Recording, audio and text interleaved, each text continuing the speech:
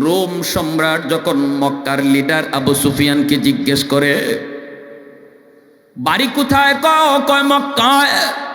মুহাম্মদ রে চিনো? ওই ভালো করে চিনি। মুহাম্মদ ভালো না খারাপ? আমাকে কালেমার দাওয়াত দিয়া চিঠি দিল, কিন্তু আমি মুহাম্মদ সম্পর্কে মোটেও জানি না, এজন্য তোমাকে জিজ্ঞেস করলাম। কারণ তুমি তো তার এলাকার লোক, তুমি তো তার ছোটকাল থেকে চিনো, তার বাপ দাদার সবরে জানো, বংশ পরিচয় জানো, তাহলে একটু কও মুহাম্মদ ভালো না খারাপ। এইবার দেখা যায় আবু সুফিয়ান ডাক দিয়া কয় আমি কেমনে কইমু ভালো না খারাপ? ভালো কইলেও তো বিপদ, খারাপ কইলেও তো বিপদ। আবু সুফিয়ান কয় যাবো না, আমি আপনাকে ভালো বলবো না, খারাপও বলবো না, তবে মুহাম্মদের একটা কথা আপনাকে আমি শোনাই। এই কথাটা শুনলে পরে আপনি সিদ্ধান্ত নিবেন মুহাম্মদ ভালো না খারাপ, মুহাম্মদ সত্য কয় নাকি মিথ্যা কয়। কি কথা শোনাও? তখনই আবু সুফিয়ান কয় মুহাম্মদ কয় কোনো এক রাতের অল্প সময়ে, কোনো এক রাতের অল্প সময়ে মক্কা থেকে মসজিদে আকসা বাইতুল মুকাদ্দাস হাজার হাজার মাইল বুরাকের পিঠে সওয়ার হয়ে নাকি সফর করেছে। ওখানে নাকি সকল নবীদেরকে আল্লাহ জমা করেছে, আর তিনি নাকি ইমামতি করেছে মসজিদে আকসায়। আবার ওখান থেকে জিব্রাইল মারফতে বুরাকের উপর সওয়ার হইয়া সপ্ত আকাশ পাড়ি দিয়া সিদরাতুল মুনতাহা থেকে আবার রফরফে কইরা আল্লাহর আরশ পর্যন্ত গেল। সেখানে আল্লাহর সাথে কথা হলো, আল্লাহর পক্ষ থেকে নামাজ নিয়ে আসলো, আবার মক্কায় চলে আসলো। এত লম্বা সফর, অথচ সময় নাকি ব্যয় হয়েছে মাত্র কয়েক সেকেন্ড। যাবো না আপনি বলেন, এমন কথা যে কয় সে হাসা কয় না মিশা কয়, এটা আপনি কোন আমি কইতাম না। লিডার দেখছেন কত বড় লিডার, চালাকি মার্কা কথা, নিজে সিদ্ধান্ত দেয় না।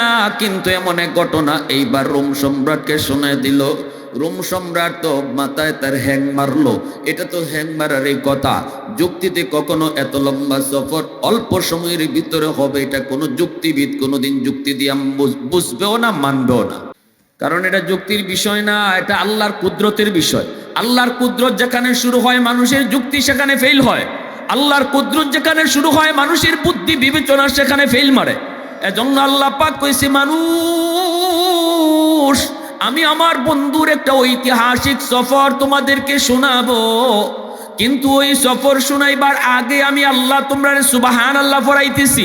সুবহানাল্লাহ দিয়ে আল্লাহ সফরের কাহিনী শুরু করেছে। সুবহানাল্লাযী আসরা বিআবদিহি লাইলাম মিনাল মাসজিদিল হারাম ইলাল মাসজিদিল আকসা। আল্লাহ পাক রব্বুল আলামিন কয় আমি আমার এক বান্দা আমার রাসূলকে মক্কা থেকে মসজিদে আকসায় সফর করাইছি। এই সফরটা করাইছি রাতের অল্প সময়ের ভিতরে। এ মানুষ তোমাদের এই কথাটা যুক্তিতে আসবে না, এটা তোমার বুদ্ধিতেও ধরবে না, কারণ তোমার ব্রেইনের মধ্যে এটা লোড নেওয়ার মতো না। তোমার লোড যদ্দূর এদ্দূরের বাইরে এটা, এজন্য তুমি বুঝবা না। তাই আমি তোমাকে বলতেছি, আমি ঘটনা শোনাইবার আগেই তোমরা সুবহানাল্লাহ পড়ো। আল্লাহ নিজে সুবহানাল্লাহ আমাদেরকে পড়াইয়া ঘটনা শুরু করছে। সুবহানাল্লাহ জোরে কও, আরো জোরে কও না সুবহানাল্লাহ। রোম সম্রাট অবাক হয়ে গেল। রোম সম্রাট সে তো আল্লাহ বিশ্বাসী নয়, সে তো এই কথা বিশ্বাস করবে কেমন করে? রোম সম্রাট কয় এটা তো হতেই পারে না, এটা কোনো যুক্তিতে ধরে না, কোনো যুক্তিতে আসেও না। এইবার দেখা যায় সম্রাটের রাজ্যের ভিতরে এই হাউজের ভিতরে দরবারে একজন খ্রিস্টান পাদ্রী ছিল, বড় দিনদার আল্লাহওয়ালা। ওই পাদ্রী ডাক দিয়া কয় জাহাপনা আপনি যদি আমাকে একটু সুযোগ দেন আমি আরবি ভাইকে একটা প্রশ্ন করব। রোম সম্রাট কয় ঠিক আছে তুমি প্রশ্ন করো। পাদ্রী কয় যা ও আমার আরবে ভাই, বাড়ি কোথায়? কয় বাড়ি মক্কায়। মুহাম্মদ রে ভালো করে চিনছনি? কয় ভালো করে চিনছি। কয় ঠিক আছে তাহলে একটু কও তো যে রাতের কথা ইনি বলছে মসজিদে আকসায় আসছে, মক্কা থেকে নামাজ আদায় হয়েছে, ১০০ লক্ষ নবী ছিল, ইনি ইমাম ছিল, বুরাকের পিঠে করে আইছে, এই কাহিনী যে আপনাদেরকে শোনাইছে, এই কোন রাত এটা আপনি জানেননি? রাতের কথা কইছেনি। তখনই এই আবু সুফিয়ান কয় রাতের কথাটাও কইছে। কোন রাত? কয় গেল রজব মাসের ২৬ তারিখ দিবাগত রাত। যেই মাত্রই তারিখটা শোনাইছে, খ্রিস্টান পাদ্রী কই যাবো না, এটা যদি রজব মাসের 26 তারিখ দিবাগত রাতের ঘটনা হয়, তাহলে এই রাতের জ্বলন্ত সাক্ষী হলাম আমি নিজে। কারণ আমি তখনও মসজিদে আকসার খাদিম। এশার নামাজের পর প্রতিদিন আমি সব দরজা জানালা বন্ধ করে আমি বাড়িতে যাই, হুজরায় যাই। ওই দিনও আমি নিয়ম মতোই সব দরজা জানালা বন্ধ করেছি, কিন্তু মেইন দরজাটা বন্ধ করতে পারি নাই। এত শক্তভাবে দরজাটা দাঁড়ায় আছি, আমি চেষ্টা করেও মসজিদে আকসার মেইন দরজা বন্ধ করতে পারলাম না। আরো মানুষজন ডাকলাম, সবাই মিলে চেষ্টা করলাম, এরপরও দরজা লাগানো সম্ভব হয় না। মনে করছি কোনো কলকবজা আটকে আছে, মিস্ত্রি ডাকলাম, তাও না, সম্ভব হয় না। মনে হয় যেন পাহাড় চাপা দিয়ে রাখছে দরজায়। শেষ পর্যন্ত দরজা খোলা রেখে আমি চলে এসেছি, কোনো উপায় না পেয়ে। ফজরের আগে আমি দ্রুত গেলাম, যে দেখি মসজিদে আকসার সামনে বালুর উপরে অসংখ্য অগণিত মানুষের পায়ের দাগ, অথচ এত পায়ের দাগ এশার পরে ছিল না। এত মানুষের পায়ের দাগ, চতুষ্পদ একটা জন্তুর পায়ের দাগও দেখলাম, একটা রশিও লাগানো দেখলাম পাথরে। আমি বুঝে গেলাম এই পাথরে কোনো একটা জন্তু বাঁধা ছিল, আর এই জায়গায় অসংখ্য অগণিত মানুষ আজকে রাত্রে এসেছিল। হয়তো আল্লাহর ঘর মসজিদে কোনো নামাজ আদায় হয়েছে, যার কারণে আল্লাহর কুদরতে আমি দরজা বন্ধ করতে পারি নাই। এখন দেখি গিয়া দরজা পারিনি, যা দেখি দরজাটা পানির মতো এখন লাগতেছে।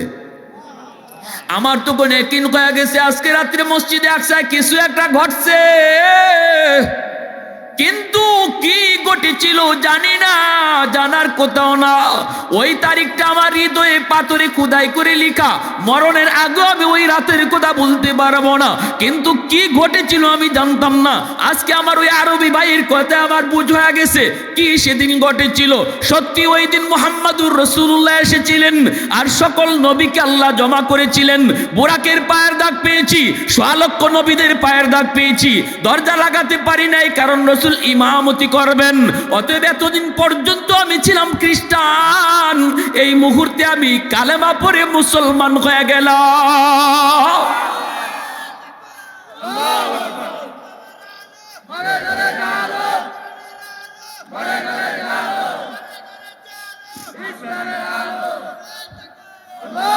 उल्फत में तेरी वाइसी ने दान दान को तोरा, बू बकर उमर नक्श कदम तेरा न छोरा, आयो शाक नबी वाके असरार मदीना, सुल्तान का सुल्तान है सुल्तान मदीना, सरकार का सरकार है सरकार मदीना, गुलजार का गुलजार है गुलजार मदीना।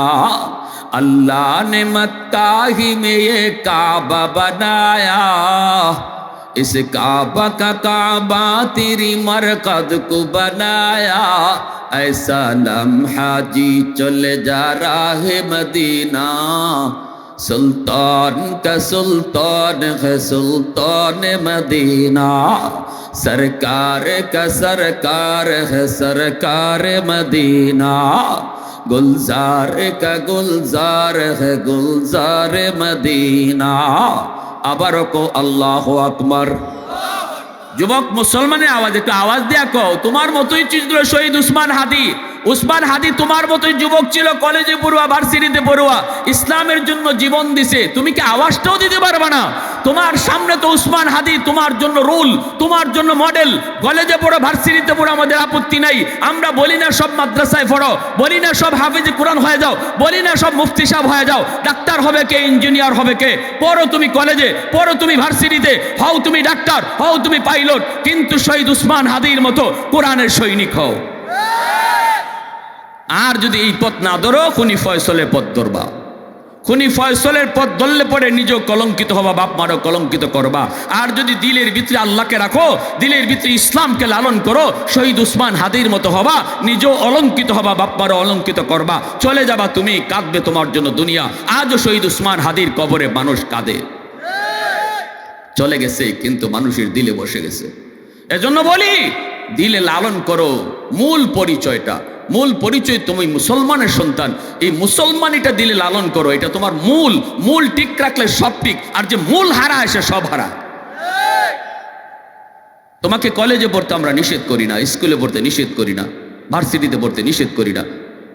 তুমি যা পারো করো, দুনিয়ার লাইনে যা আগাইতে চাও আগাও, কখনো মূল ভুলে যেও না। মুসলমানই ভুলে যাবা, সব ভুলে যাবা, পথ হারা হয়ে যাওয়া।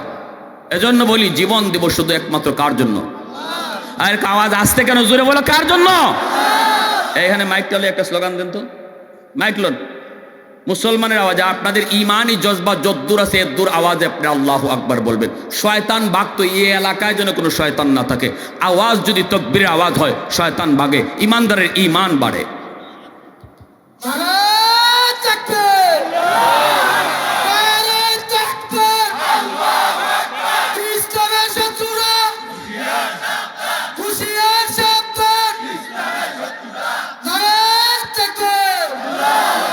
মাশাআল্লাহ মাশাআল্লাহ। আমার ভাইয়েরা, যুবকরা একটু মন দিয়ে শোনো। যুবক, তুমি আগামী দিনের বাংলাদেশের কান্ডারি, ঠিক কিনা? জোরে বলো, জোরে বলো। বাংলাদেশের যুবকরা কি পারে এটা সারা বিশ্ব দেখছে। যুব সমাজ সবসময় হকের পক্ষে থাকে, যুব সমাজ সবসময় সত্যের পক্ষে থাকে, যুব সমাজ সবসময় ন্যায় বুঝে, ন্যায়ের পক্ষেও থাকে। এর জন্য আমার রসুল যখন মক্কায় কালেমার দাওয়াত দেন তখন আবু জাহেল রসুলের বিরোধিতা করেছে, উতবা রসুলের বিরোধিতা করেছে, এমনি সাহেবা রসুলের বিরোধিতা করেছে, কিন্তু রসুলের পক্ষে তখন দাঁড়িয়েছে মক্কার যুব সমাজ। যেমন যুবক হযরত উমর, যেমন যুবক হযরত আবু বকর, যেমন যুবক হযরত বেলাল, যেমন যুবক যায়েদ ইবনে হারেসা, ওই যুবকগুলি রসুলের ডানে বামে সামনে পিছনে থেকে রসুলকে সাহায্য করেছে। ইসলাম এতদূর পর্যন্ত আসার পিছনে সবচেয়ে বেশি অবদান মুসলিম যুব সমাজের। এজন্য নিজের একটু চিনো, আগে একটু চিনো তুমি কে, কে তুমি, তোমার দাম কত, তোমার মূল্য কত, তুমি আল্লাহর কাছে কত দাবি।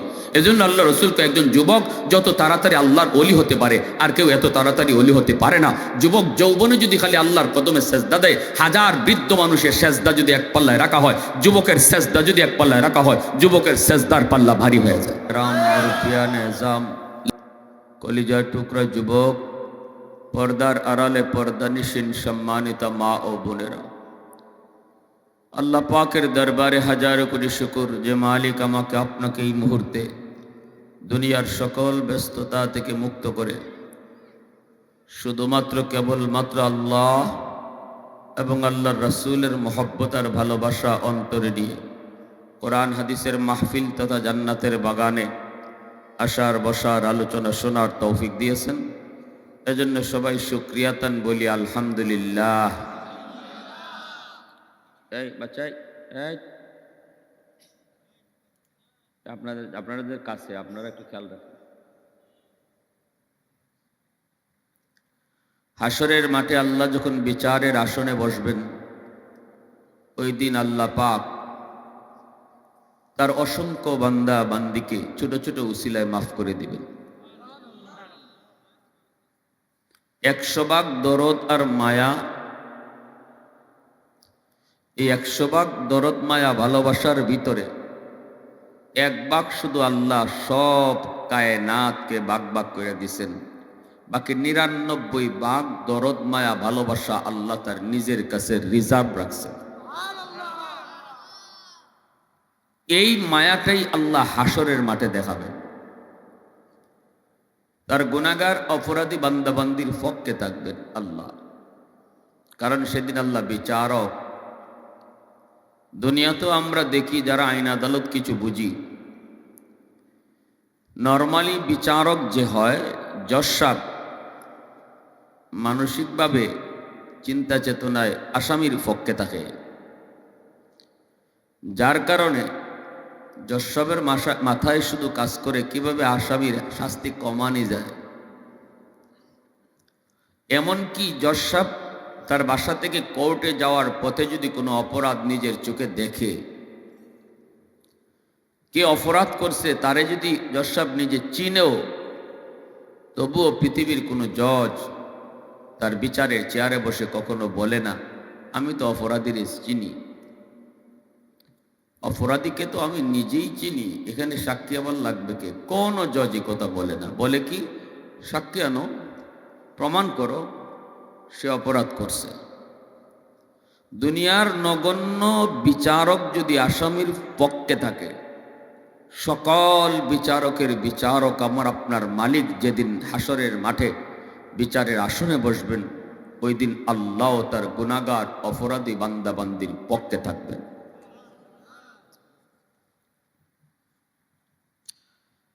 আল্লাহ শুধু উসিলা খুঁজবেন, কোন উসিলায় কাকে মাফ করা যায়। আমার আপনার কাজ হলো উসিলা বানানো, আর আল্লাহর কাম হলো মাফ করে দেওয়া।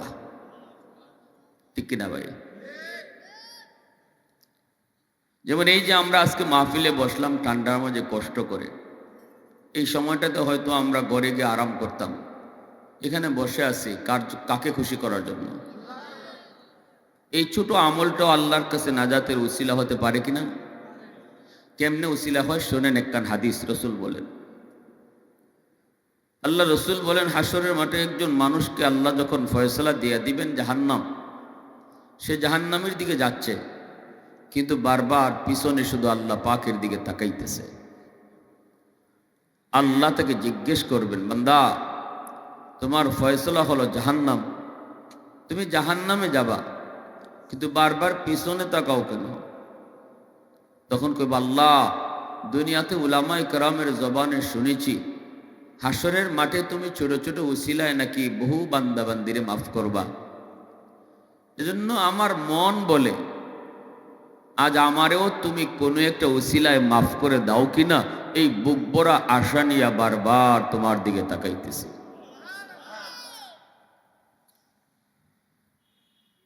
আল্লাহ পাক বলবেন, বান্দা তোর কথাটা আমি আল্লাহর কাছে বড় ভালো লাগলো। ফেরেশতাদেরকে আল্লাহ ডাক দিয়া বলবেন, ফেরেশতারা আমার বান্দারে তোমরা ফিরে আনো, তার আমল নামাটা আমি আল্লাহ নিজে দেখব। আল্লাহ পাকের উদ্দেশ্য হলো, মানসা হলো এই মানুষটাকে আল্লাহ কোনো একটা উসিলায় মাফ করে দিবেন। এইবার আল্লাহ তার আমল নামা দেখতে যেয়ে বলবেন, বান্দা ওই যে দেখা যায় তোর আমল নামায় গুনার পাল্লা ভারী, নেকির পাল্লা হালকা, কিন্তু আমি দেখতেছি দুনিয়ার জমিনে কোনো এক মাহফিলে তোমাকে বসা দেখা যায়। এ বান্দা একটু বল বল, কেন সেদিন তুমি ওয়াজ মাহফিলে গিয়েছো? কেন সেদিন তুমি কষ্ট করে বসা ছিলে, একটু আমাকে বলো। তখনই কইব, মালিক দুনিয়ার কোনো উদ্দেশ্য নয়, দুনিয়ার কোনো ফায়দার জন্য নয়, শুধুমাত্র বসা ছিলাম তোমাকে খুশি করার জন্য।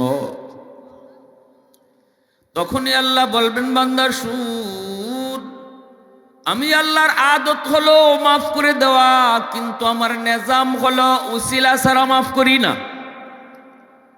ওই দিনে মাহফিলে বসাকে উসিলা বানায়া আমি আল্লাহ হাসরের ময়দানে তোমাকে মাফ করে দিলাম। আল্লাহ যদি হাসরের মাঠে আমাকে আপনাকে মাহফিলে বসাকে উসিলা বানায়া মাফ করে দেন, তাহলে আল্লাহ পারে কি পারে না? এই ক্ষমতা আল্লাহর আসেনি না নাই? নাকি কারো কাছে আল্লাহর জবাব দেওয়া লাগবে নাকি? ফেরেশতারা তখন বলবে, মালিক সবাইকে তুমি মাফ করে দিয়েছো। আল্লাহ বলবে, হো, মাহফিলে যে বসলো তারই আমি মাফ করে দিলাম। কেন? ফেরেশতারা কো, মালিক সবাই তো আর শোনার নিয়তে আসে নাই, কেউ তো এসেছে বাড়িতে যাবে, কারোর নিয়ত ছিল বাজারে যাবে। কয় মাইকের আওয়াজ যেহেতু হয়, একটু ওয়াজটা শুনে যাই, এরপরে বাড়িতে যাই, বাজারে একটু পরে যাই, ওয়াজটা একটু শুনে যাই। নিয়ত তার বাড়িতে যাওয়া, নিয়ত তার বাজারে যাওয়া।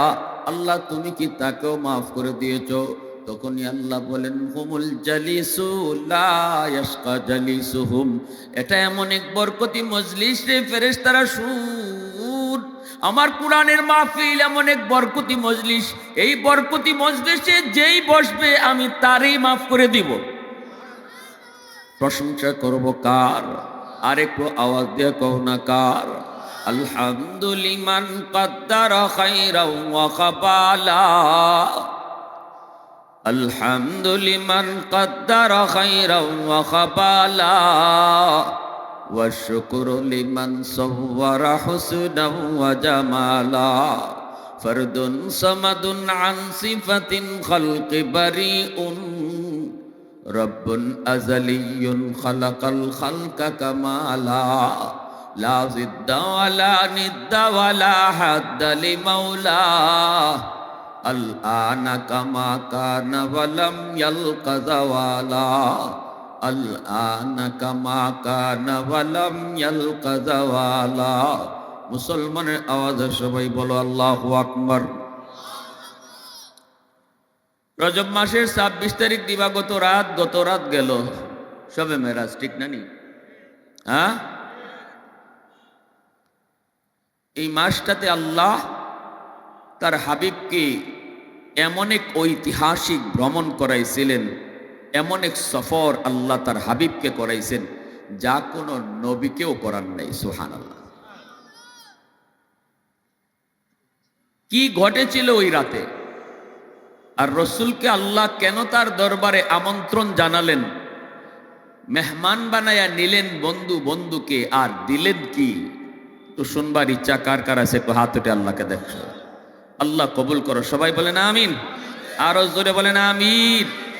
মূসা আলাইহিস সালাম অনেক বড় আল্লাহর পয়গম্বর, বনি ইসরাইলের জলিলুল কদর পয়গম্বর মূসা, যিনি জমিনে বসে আল্লাহর সাথে কথা বলছেন সর্বমোট 4000 বার। সুবহানাল্লাহ কয় না বার? বুঝা যায় আপনাদের এই এলাকার অনেকে আল্লাহর সাথে কথা কইন ডাইরে। মুসা নবী আল্লাহর সাথে কথা বলছেন কয়বার? জোরে বলেন, জোরে বলেন।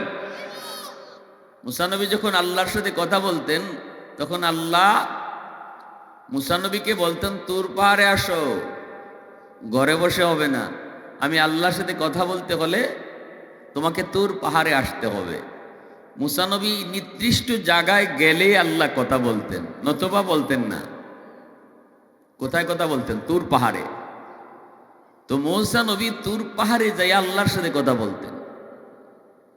মুসা নবী একদিন আল্লাহকে জিজ্ঞেস করেন, রব্বি তুকাল্লিমু মাই হাল তুকাল্লিমু আহাদান গায়রি।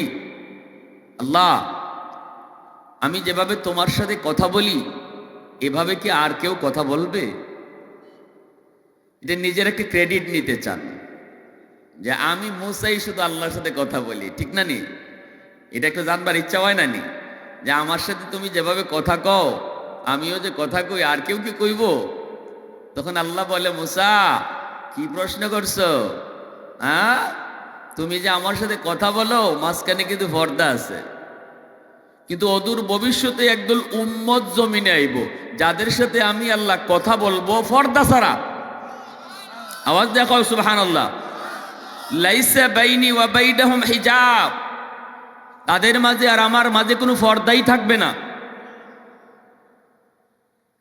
আমার ভাইয়েরা, বন্ধুরা, যুবক, এই কথা শোনা মাত্রই মুসা নবীর শিরা ঠান্ডা। শিরা ঠান্ডা ওর কথা না। ও মালিক, তুমি কি শোনাইছো? মালিক, তুমি আমারে কি শোনাইছো? নবী হইয়া কথা বলি মাঝখানে পর্দা, অথচ উম্মত হইয়া কথা কইব পর্দা ছাড়া। এরা কোন উম্মত?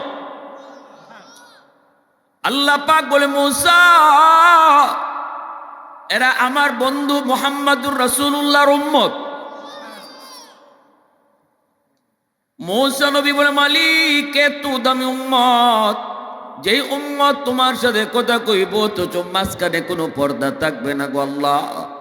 আল্লাহ, তুমি এই উম্মত আমাকে দিয়ে দাও। আল্লাহ বলে, নাও, এরা আমার বন্ধু মুহাম্মদুর রাসূলুল্লাহর উম্মত, এই উম্মত আর কাউকে দেওয়া যাবে না। এইবার মূসা নবী কয়, মালিক, তাহলে আমার নবুয়তি লাগতো না, আমারে তুমি এই নবীর উম্মত বানায়া দাও। আওয়াজ দেখো না সুবহানাল্লাহ। মালিক, তাহলে আমি নবী চাই না, উম্মত বানায়া দিলাও, কারণ নবী হইয়া দেখলাম তো পর্দা রেখে কথা হয়, উম্মত হইয়া যদি পর্দা ছাড়া কথা কওয়া যায়, এই উম্মত আমাকে বানাইয়া দাও। সুবহানাল্লাহ। যুবক, একটু খেয়াল করে শুনো, কি জাত কপাল দিছে আল্লাহ তোমারে, কি কপালটা নিয়ে আইছো এই উম্মতে মুহাম্মদী হইয়া। কপালটা পাইছিলাম আমরা অনেক বড়, কিন্তু কপালে সব সইছে না, ঠিক কিনা জোরে হোক? সবার কপালে সব সয় না। এজন্য আমাদের আজকে চাল চলন চরিত্র আখলাক সবকিছুতে নবীর নমুনা নাই।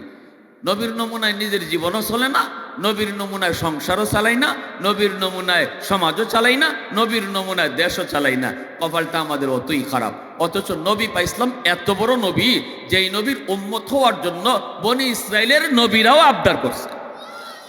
তোমার মতো আমার মতো সাধারণ উম্মত হতে চেয়েছেন মুসা নবী। আল্লাহ পাক রব্বুল আলামিন কয়, মুসা তোমাকে উম্মত বানানো যাবে না, কারণ এরা অনেক পরে আসবে দুনিয়ায়, তুমি অনেক আগে আইছো। এইভাবে মুসা নবীর মতো বনি ইসরায়েলের অনেক পয়গম্বর আল্লাহর কাছে আবদার করেছেন, কিন্তু আল্লাহ কারো আবদার আল্লাহ কবুল করেন নাই। একজন পয়গম্বরের আবদার আল্লাহ কবুল করেছেন। বনি ইসরায়েলের একজন পয়গম্বর আনুকা একটা আজগবি আবদার আল্লাহর কাছে করে ফেলছেন, যে আবদারটা আল্লাহ কবুল না করে পারেন নাই। যুবক, ও উম্মতে মুহাম্মদী দাবি করো, একটু নিজের পরিচয়টা তুমি শোনো। আমি আপনি আগে আমারে চিনি, আগে আমি আপনি আমারে চিনি, নিজে একটু চিনি, নিজের দামটা একটু বুঝি। আমি কত দামি একটু নিজে জানলে তো আল্লাহকে মানবো। নিজের দামটাই তো বুঝি না, জানি না।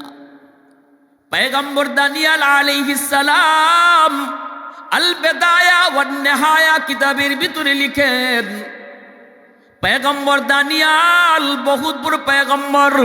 ইনি একদিন আল্লাহর কাছে আবদার করে, মালিক মুসা নবীর মতো আবদার আমি করব না, ওই নবীর উম্মত আমাকে বানাও, এই আবদার আমি করব না, কারণ আবদার তুমি নাকচ করে দিয়েছো।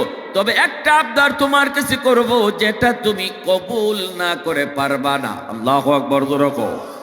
আল্লাহ তুমি যে আবদারটা কবুল না করে তুমি পারবা না। আল্লাহ পাক রব্বুল আলামিন কয়, কোন আবদার কও? পয়গম্বর দানিয়েল বলে, মালিক আমাকে ওই নবীর উম্মত বানাইতে আমি কই না, তবে ওই নবীর কোন উম্মতের হাতে তুমি আমারে কাফন দাফন করাইও।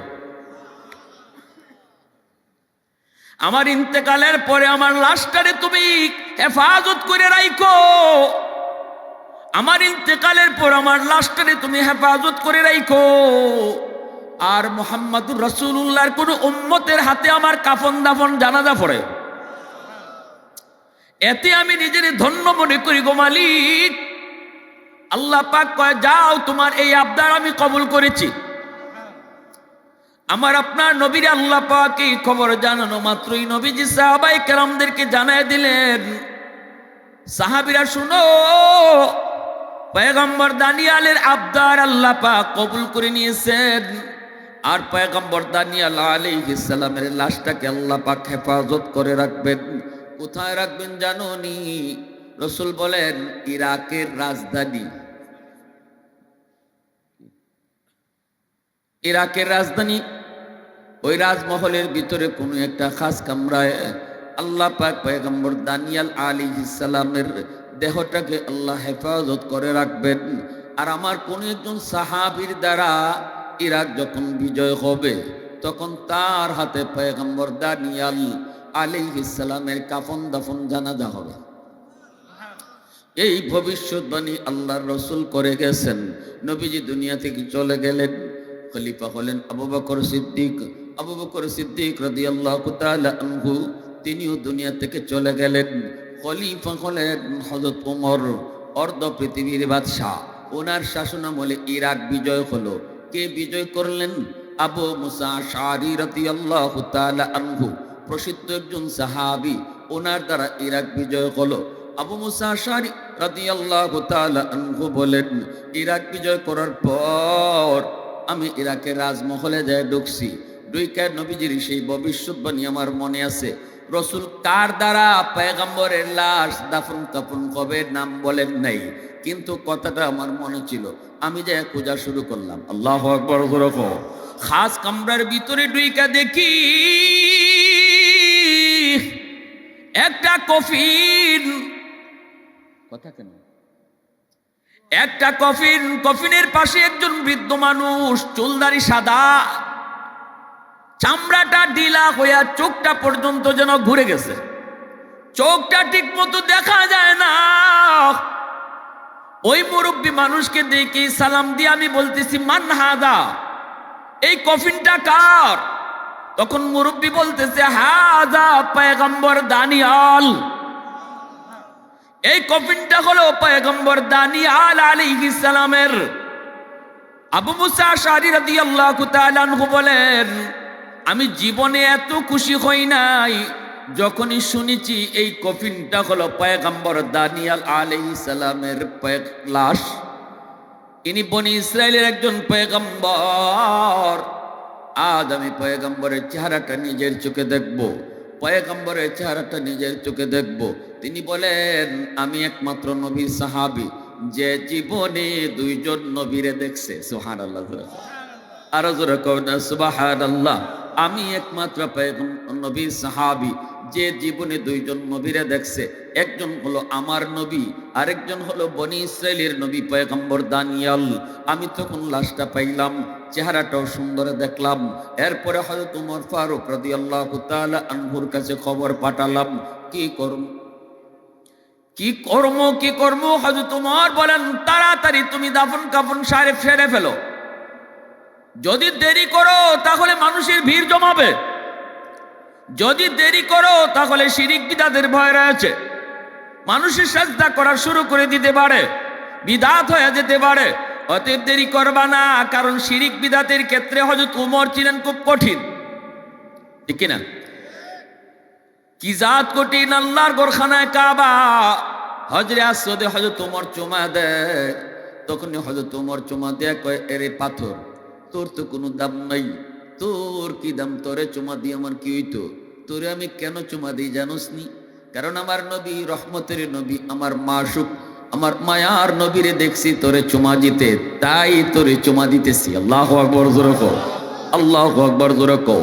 फारूक तेरा नाम से इस्लाम रहेगा, फारूक तेरा नाम से इस्लाम रहेगा, दुनिया की अदालत में तेरा नाम रहेगा, दुनिया की अदालत में तेरा नाम रहेगा, उस्मान तेरा नाम से इस्लाम रहेगा, दुनिया की सखावत में तेरा नाम रहेगा, दुनिया की सखावत में तेरा नाम रहेगा, सिद्दीक तेरा नाम से इस्लाम रहेगा, दुनिया की सदाकत में तेरा नाम रहेगा, दुनिया की सदाकत में तेरा नाम रहेगा। মুসলমানের আওয়াজ এখন আল্লাহু আকবার, আরো জোরে এখন আল্লাহু আকবার। একজন পয়গম্বরের আবদার আল্লাহ কবুল করেছেন, তাও কিরকম আবদার! আল্লাহ ওই নবীর উম্মতের হাতে আমার কাফন দাফন করে। সুবহানাল্লাহ। এত বড় নবীর উম্মত তুমি আমি, এত বড় নবীর উম্মত তুমি আমি। মুসা নবী তখন বলে, মালিক, ও মালিক, বুঝলাম এরা জমিনে বইসা তোমার সাথে কথা বলবে, পর্দা ছাড়া তোমার সাথে আমার জানতে মন চায় গো মালিক। আমি তো তোর পাহাড়ে এসে কথা বলি, কিন্তু ওরা কোথায় যায় কথা বলবে? কোন পাহাড়ে যাবে, কোন পর্বতে যাবে, কোথায় যায় তারা কথা বলবে? আমি তো তোর পাহাড় ছাড়া কথা বলার অনুমতি পাই না, ওরা কোন পাহাড়ে যাবে?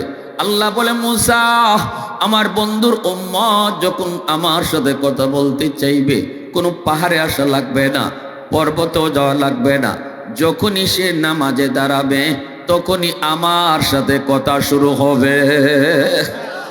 এজন্যই রাসূল বলেছেন, মুসাল্লি ইউনাজি রব্বা, মুসাল্লি ইউনাজি রব্বা। রাসূল বলেন, নামাজি নামাজে আল্লাহর সাথে কথা কয়। নামাজি কার সাথে কথা কয়? আওয়াজ দিয়ে এখন আরো জোরে কর। কেমনে কথা কয় একটু শোনেন। রাসূল কয়, কেমনে নামাজি কথা কয়? আমি আপনি তো বুঝি না। আমরা নামাজ যে কোন তালে এটা তো আমিই জানি, ঠিক না নি? নিজের নামাজের নিজে খবর জানি না নি? আল্লাহর সাথে কথা শুনবো কিভাবে? কিন্তু যারা সত্যিকারের নামাজি, এরা আল্লাহরে দেখতো, আল্লাহর সাথে কথাও কইতো। হযরত জুন্নুন মিসরি রহমতুল্লাহ আলাইহি কোন যে আল্লাহ পাক নামাজে আমারে কি জিগাইন আমার কানে পুরা বাজে আমি সাথে জবাব দেই। কেমনে আল্লাহ কি জিগায়? হাদিস শরীফে রাসূল বলেন নামাজি যখনই নামাজে দাঁড়ায় সূরা ফাতিহা পড়ে আলহামদুলিল্লাহি রাব্বিল আলামিন আসেনি না নাই, যখনই খালি কয় আলহামদু সমস্ত প্রশংসা, তখনই আল্লাহ পাক নামাজের জিগায়। আল্লাহ তখন নিজের পরিচয় দেন না, পরিচয় না দিয়ে আল্লাহ জিজ্ঞেস করেন লিমানিল হাম, কার প্রশংসা শুরু করছো? সুবহানাল্লাহ। নামাজি কয় লিল্লাহ, আমি আমার আল্লাহর প্রশংসা শুরু করেছি। আল্লাহ পাক তখন আবার নামাজিরে কয় মানিল্লাহ, কে তোমার আল্লাহ? নামাজি কয় রব্বিল আলামিন, যিনি রব্বুল আলামিন তিনি। আল্লাহ আবার প্রশ্ন করে মানির রব, কে তোমার রব? তখনই আল্লাহ পাক এই প্রশ্ন করা মাত্রই নামাজি কয় আর রহমানির রহিম, যিনি রহমান যিনি রহিম। আল্লাহ আবার প্রশ্ন করে মানির রহমান মানির রহিম, কে রহমান কে রহিম? নামাজি কয় মালিক ইয়াউমিদ্দিন, যিনি কিয়ামত দিবসের মালিক। এইবার আল্লাহ পাক আর প্রশ্ন না করে নিজের পরিচয় দিয়া দেয়। আল্লাহ পাক তখন কয় নামাজি শুন, ও বান্দা শুন, এতক্ষণ পর্যন্ত তুমি যারে আল্লাহ বলেছ, তুমি যারে রব বলেছ, তুমি যারে রহমান রহিম বলেছ, যার সাথে তুমি এতক্ষণ কথা বলতেছো, আমি তোমার আল্লাহ, আমি তোমার রব, আমি তোমার রহমান। তখনই নামাজি খুশি হয়ে যায়, খুশি হয়ে কয় মালিক তুমি বুঝি আমার আল্লাহ, তুমি বুঝি রব, তুমি বুঝি রহমান? কয় হা।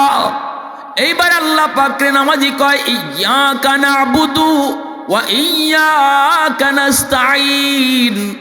আল্লাহ তাহলে তুমি শোনো, আমি তোমারই ইবাদত করি, একমাত্র তোমারই কাছে সাহায্য চাই। এতক্ষণ খালি তিনি তিনি কইছে, থার্ড পারসনে কথা কইছে, কারণ আল্লাহ নিজের পরিচয় আল্লাহ দেন না। এজন্য নামাজিও কয় খালি কই তিনি, খালি কই তিনি, খালি কই তিনি। যখনই আল্লাহ কয় আমি, তখনই নামাজি কই তোমারই ইবাদত করি, তোমারই কাছে সাহায্য চাই। সম্বোধন ঘুরে গেল, নামাজের ভিতরে সম্বোধনের শব্দ পাল্টে গেল। এতক্ষণ ছিল থার্ড পারসন, এখন চলে এসেছে সেকেন্ড পারসন। যেই মাত্র আল্লাহ কয় বান্দা তুই আমারই কাছে চাও, কয় হ মালিক তোমারই কাছে আমি যা চাই চাই। আল্লাহ তখনই কয় কি চাইবি তুই ক, যা চাইবি তোরে তা দিমু, যা চাইবি তুই তা পাবি। তখনই নামাজি কি চায়? কয় না মালিক আমারে তুমি ঢাকা শহরে বাড়ি দাও, কয় না আমারে 10টা সন্তান দাও, কয় না আমারে সন্তানকে বিদেশ পাঠাও, কয় না আমারে চেয়ারম্যান বানাও, কয় না এমপি বানাও। তখন সবচেয়ে বড় চাওয়াটা আল্লাহর কাছে চায়, কারণ আল্লাহ তারে সুযোগ দিয়েছে, চাইবি যা পাইবি তা। নামাজি কয় ইহদিনাস সিরাতাল মুস্তাকিম, আল্লাহ তুমি আমারে জান্নাতে যাওয়ার রাস্তা দেখায় দাও। वहदत की हिफाजत नहीं बेक़ुव्वत बाजू, वहदत की हिफाजत नहीं बेक़ुव्वत बाजू, आती नहीं कुछ कमी हक़ खुदा दाद, आती नहीं कुछ कमी हक़ खुदा दाद। ऐ मर्द खुदा तुझको क़ुव्वत नहीं हासिल, जा बैठ किसी गार में अल्लाह को कर याद, जा बैठ किसी गार में अल्लाह को कर याद। ये सच है कि बातिल की तरफदार नहीं हम, गद्दार न समझो हमें गद्दार नहीं हम। फूलों की तो रहनुम मिजाज अपना है नाज़ुर, हम तेरी नहीं नेज़ा व तलवार नहीं हाँ, हम तेरी नहीं नेज़ा व तलवार नहीं हाँ। अल्लाहु अकबर। रखो নবীজি ঘুমাইছেন খানায় কাবা উম্মে হানির গড়ে। জিব্রাইলকে আল্লাহ পাঠিয়ে দিলেন, বুরাকের পিঠে সাওয়ার হয়ে রাসূল প্রথমে গেলেন মসজিদে আকসায়, ফিলিস্তিনের বাইতুল মুকদ্দাস। সেখানে নবীকে নামালেন। ১৬ লক্ষ নবীকে আল্লাহ আগে জমা করলেন। সকল নবীকে আল্লাহ জানিয়ে দিয়েছেন, ও আদম পয়গম্বর, ও নূহ পয়গম্বর, ইব্রাহিম পয়গম্বর, মুসা, ঈসা, শোনো, আজকে তোমরা আমার হাবিবের পিছনে 2 রাকাত নামাজ পড়বা। সুবহানাল্লাহ। আমার হাবিব হবে তোমাদের ইমাম। পাঠাইছি দুনিয়াতে সবার পরে, কিন্তু ইমাম বানাইছি তোমাদের সবার উপরে। जो नबियों का नबी हो, जो रसूलों का रसूल हो। आदम नबीर साथे परिचय पर्व शेष हलो, नूह नबीर साथे परिचय पर्व शेष हलो। आहलान साहला कया नबीके स्वागतम জানালো। লাইন ধরে সকল নবী দাঁড়ায় থাকলো। প্রধান অতিথি হিসেবে আমার আপনার নবীর আল্লাহ হাজির করলো। বুরাকের পিঠ থেকে নবী নামলেন, সবাই নবীকে আহলান সাহলা জানালো। মসজিদে আকসা গেলেন। এইবার আল্লাহ পাক কয়, জিব্রাইল, বুরাকটারে তুমি পাথরে বাঁধো, আর পাথরের উপরে ওইটা আজান দাও। জিব্রাইল আমিন আজান দেওয়া শুরু করলেন। আল্লাহু আকবার, আল্লাহু আকবার, আশহাদু আল্লা ইলাহা ইল্লাল্লাহ, আশহাদু আন্না বলি জিব্রাইল থেমে গেলেন। আল্লাহ জিজ্ঞেস করে, জিব্রাইল তুমি থামছো কেন? জিব্রাইল আমিন বলে, মালিক এখন তো নবীর নাম নিব। কোন নবীর নাম? আদম নবীও তো এই জায়গায়, ইব্রাহিম খলিল তো এই জায়গায়, নূহ পয়গম্বর ইনিও তো এই জায়গায়। কোন নবীর নাম নেব? আল্লাহ কই, জিব্রাইল কি প্রশ্ন তুমি করেছো? আমার হাবিবের পিছনে সবাইকে নামাজ পড়ানোর জন্য আমি এনেছি, আর তুমি কিনা আজানে কোন নবীর নাম নেবা আমাকে প্রশ্ন করেছো। দেরি করবা না, তাড়াতাড়ি আমার বন্ধু মুহাম্মাদুর রাসূলুল্লাহর নাম উচ্চারণ করো। আজানের ভিতরে আমার আপনার নবীর নাম। সব জায়গায় আল্লাহ পাক আল্লাহর নামের সাথে নবীর নাম রে জোড়ায় রাখছে। কালেমার ভিতরে আল্লাহর নবী, আল্লাহর সাথে নবীর নাম আসেনি না নাই? নামাজেও আল্লাহর সাথে নবীর নাম, আজানেও আল্লাহর সাথে নবীর নাম। সর্ব জায়গায় আল্লাহ তার সাথে নবীর নাম রাখছে। জান্নাতের সাইনবোর্ডটা যেটা, ওই জান্নাতের গেটের সাইনবোর্ডও লা ইলাহা ইল্লাল্লাহ মুহাম্মাদুর রাসূলুল্লাহ, আল্লাহর সাথে রসুলের নাম আছে। খুশি না নিয়ে আপনারা? তেদু আওয়াজ আসতে সুবহানাল্লাহ, আরো জোরে। আজানের পর্ব শেষ।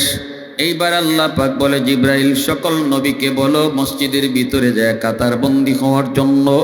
এখন 2 রাকাত নামাজ হবে মসজিদে আকসায়, বাইতুল মুকদ্দাসে 2 রাকাত নামাজ হবে। নবীজি বলেন, সামনের কাতারে বড় বড় পয়গম্বর, আমিও সামনের কাতারে, ইব্রাহিম নবীও সামনের কাতারে, আদম নবীও সামনের কাতারে। হঠাৎ করে জিব্রাইল একামত দেওয়া শুরু করে দিলেন, অথচ আমরা কেউ জানি না ইমাম কে হবে, কেউ জানি না ইমাম কে হবে। জিব্রাইল একামত দেওয়া শেষ করার পরে আমি জিজ্ঞেস করেছি, ভাই জিব্রাইল, ইমাম কেডা? ইমাম কই? ইমামের জায়গা খালি কেন? জিব্রাইল আমিন কয়, নবী গো, এত বড় জামাতের ইমামতি আল্লাহ পাক শুধুমাত্র আপনাকে দান করেছেন। আল্লাহু আকবার। নবীজিকে টান দিয়ে ইমামের জায়গায় দাঁড় করায় দিলেন। এইবার আল্লাহর নবী নামাজ পড়ালেন। মসজিদে আকসার পর্ব শেষ। নবীকে নিয়ে উর্দু আকাশে রওনা। সংক্ষেপে সংক্ষেপে বলবো, লম্বা ইতিহাস বলবো না, কারণ আমার কথা টার্গেট হলো অন্যদিকে। মনোযোগ কার কার? হাতটা আল্লাহকে দেখান। মূল কথাগুলি আমার সামনে, এগুলা শুধু প্রসঙ্গ টানতেছি। রোম সম্রাটের কাছে নবীজি কালেমার দাওয়াত দিয়া চিঠি দিলেন। রোম সম্রাট কালেমার দাওয়াত পেয়ে অবাক হয়ে বলতেছে, মুহাম্মদ আমাকে কালেমার দাওয়াত দিল, কিন্তু এই মুহাম্মদকে চিনি না। এ আমার রুমের ভিতরে কোনো মক্কার মানুষ আসেনি, খুঁজে বাইর করো। খুঁজে খুঁজে আর্মিরা পেয়ে গেল মক্কার একজন লিডার আবু সুফিয়ান। তখন রুমে ওই আবু সুফিয়ানকে ধইরা আনা হলো। রাজ দরবারে আইনা রোম সম্রাট জিজ্ঞেস করে, বাড়ি কই? কয় বাড়ি মক্কায়। মুহাম্মদ রে চিনোনি? কয় হ চিনি। মুহাম্মদ ভালো না খারাপ? এখন আবু সুফিয়ান পড়ছে বিপদ, কেমনে বালা কয় কেমনে খারাপ কয়, ভালো কইলেও বিপদ কইব, ভালো হলে তুমি তার ধর্ম মানো না কেন? আর যদি কয় খারাপ, তাহলে ডাহা মিশা কথা। যে মানুষটার ফার তলা থেকে নিয়ে মাথা পর্যন্ত শুধু ভালো আর ভালো, এই মানুষটারে কেমনে আমি খারাপ কই? আগের যুগের কাফিররাও মিশা কথা কইতে একটু নিজের বিবেকে বাধ্য, আর আমাদের যুগের হাজি সাহেব হইল মিশা কথা সকাল বিকাল না কইলে বাত হজম হয় না। আর যদি নেতা হয় তে তো হইছে কাম, নেতা যদি হইতে তো হইছে মিশা কথার গাঠটি লইয়া ঘুরে, ঠিক না নি? নির্বাচনের আগে আইলে কইব রাস্তা এইগুলা নিয়ে আপনার টেনশন করে সোনা দিয়া বানাই দিয়ে দিব, পরে বালুও পরে না, ঠিক না? পরে বালু ভরবো দূরের কথা, মা রিলিফের মাল চুরি করে খাইলায়, গম চুরি করে খাইলায়, টিন চুরি করে খাইলায়। মমিসিং এক জায়গায় আমি ওয়াজও গেছি, এক বেটা কয় হুজুর কের গম আর টিন কন, আমাগো নেতায় টয়লেট খাইলিছে। আমি কইলাম ভাই ইডে আবার কেমনে? কয় হুজুর গমের টেকা খাইলে যদি গম খাওয়া হয়, তো টয়লেটের টেকা খাইলে টয়লেট খাওয়া হয় না? আমরা গরিবের 10টা টয়লেটের টেকাই ছিল, খাইলিছে। এমনও নেতা আছে আমাগো, ঠিক কিনা ভাই জোরে কো? দেখতে দেখতে তো হয়রান আমরা বাঙালি। ইজাত নেতা হললে টয়লেট খাওয়ান্যা, গম খাওয়ান্যা, টিন খাওয়ান্যা, রাস্তা খাওয়ান্যা, ঠিক কিনা জোরে কো? একটু পরিবর্তন দরকার আসেনি না নাই? ঠিক কিনা জোরে খাও? দেখো না আল্লাহর কোরআন কি কয়, দেখো না আমার নবীর আদর্শের যুগ কি কয়। আর যত বদনাম সব টুফিদারির, যত বদনাম আছে, জঙ্গি নাটক বানানি কও আর রাজাকার বানা। রাজাকার কি খালি টুফিদারিওয়ালা আসিল? টুফিদারি সালা রাজাকার আসিল না? অভাব নাই, কিন্তু রাজাকারের চরিত্রটা আইলেই টুফিদারি। বাটফারের বাটফারও খুলতে যা দেখাইবার বদনাম সব টুফিদারি রুফিতে দিছে, খালি কইছে ওই যে ওই যে ওই যে, কিন্তু ওই দিকে দিলে পরে যে বাকি 3 আঙ্গুলে তার বাঁশ দিয়া কয় হিবায় না ইবায়, এটা বুঝে না। যখন আপনি একজনটা কইবেন ওই যে ওই যে ওই যে, মিশা কথা কইয়া যে হুজুরের দিকে আঙ্গুল দিচ্ছেন বাকি 3 আঙ্গুলে, কয় হুজুর নাবে বাটফার তো তুই। দেশ তো হুজুর রাখাইছে না, দেশ তো তোরা টাইগলা রাখাইছ। কলমের খুসায় কোটি কোটি টাকা বিদেশ পাচার কোনো আলেমে করছে না, করছো তোরা টাইগলারা, ঠিক কিনা জোরে খাও? হলমার্ক কেলেঙ্কারি বলো আর ডেস্টিনি কেলেঙ্কারি বলো, কোটি কোটি টাকা বিদেশে পাচার হয়েছে, এই তালিকা তৈরি করে দেখো, কোনো আলেমের নাম পাবা না। অনেক নাটক করেছো, জঙ্গি নাটক, অনেক নাটক করেছো উলামায়ে কেরামকে নিয়ে, শেষ পর্যন্ত সত্য প্রকাশ পেয়েছে, মিথ্যা ধ্বংস হয়েছে। নাটক বেশি দিন চলে না, দুকাবাজি বেশি দিন চলে না, এটার সময় খুব কম। সত্য প্রকাশ একদিন পায়, ঠিক কিনা ভাই জোরে বলেন? একটা কিচ্ছা কইমু, মনোযোগ আছে আপনারা? 3 বাটফারের টাকা কেমনে কামাবে বুদ্ধি করে পায় না। একটা কয় আমি বুদ্ধি পাইছি, কয় কেমনে? কয় বড় একটা প্যান্ডেল বানাও আর সারা দেশে মাইকিং করো, 10 টাকার টিকিট কাইটা এই প্যান্ডেলে যে ঢুকবে সে আল্লাহকে দেখতে পাবে। নাউজুবিল্লাহ কয়, সুবহানাল্লাহ কয়। 10 টাকাতে যদি আল্লাহ দেখা যায় তো কাম হইছিল। দুনিয়ার থাকতে কি আল্লাহকে দেখা সম্ভব? দুনিয়ার মানুষের চোখে আল্লাহ এই ধরনের পাওয়ারই দেন নাই যে পাওয়ারে আল্লাহকে দেখে হজম করতে পারে। জান্নাতে গেলে পরে জান্নাতীদের চোখে আল্লাহ এক্সট্রা পাওয়ার ঢুকাই দিবে, যেই পাওয়ারের কারণে আল্লাহকে দেখে সে লোড দিতে পারবে। দুনিয়াতে আল্লাহ মানুষের চোখে লোড দেয় নাই। এজন্য মুসা নবী একবার দেখতে চাইছিলেন, আল্লাহ আমি তোমাকে দেখবো। আল্লাহ বলে লান তারানি, অসম্ভব, দুনিয়ার থেকে আমাকে দেখা যায় না মুসা। এরপরে মুসা না আমি দেখতাম, না আমি দেখতাম। আল্লাহ না আমি দেখতাম, আমি যে কই দেখা যায় না তুমি বুঝো না, না গো আল্লাহ আমি দেখতাম। আল্লাহ কয় তেতুর পাহাড়ে যাও, এরিয়া সারো, তোমার কারণে মানুষের ক্ষতি যেন না হয়। মুসা নবী তুর পাহাড়ে যাচ্ছেন, গিয়া দেখেন সাপের কাতারে সাপ, বাঘের কাতারে বাঘ, হেয়ালের কাতারে হেয়াল, পিঁপড়ার কাতারে পিঁপড়া, কাতার বন্দি আর তুর পাহাড় ছাড়তেছে। আর এক প্রাণী আরেক প্রাণী ডাকে কয় কি হইছে কি হইছে? কয় আর কইও না, মুসা নবী ফেস লাগাইছে। কি লাগাইছে? মুসা নবী পেঁচ লাগাইছে। মুসা নবী বলে আল্লাহরে দেখবো, একটু পরে নাকি তুর পাহাড় আগুনে জ্বলবো। এজন্য আল্লাহ পুরা এলাকাকে একোয়ার করছে, কয় তোমরা দ্রুত পাহাড় ছাড়ো, তুর পাহাড় একটু পরে জ্বলবে। আমার মুসার আবদার পুরা করা লাগে না, এজন্য সব যাইতেছে। মুসা নবী এই দৃশ্য দিকে ফেরেশতাদেরকে কয়, ভাই মাফ চাই ভাই, আল্লাহরে কও আমি আর দেখবার শখ নাই আমার। ফেরেশতারা কয় আর হইতো না, যা হইবার হয়ে গেছে। পেঁচ লাগাইবার সময় বুঝলেন না, আল্লাহ তো এতবার কইল হবে না হবে না, বুঝলেন না। এখন খালি ওয়েট এন্ড সি, দেখেন কি হয়।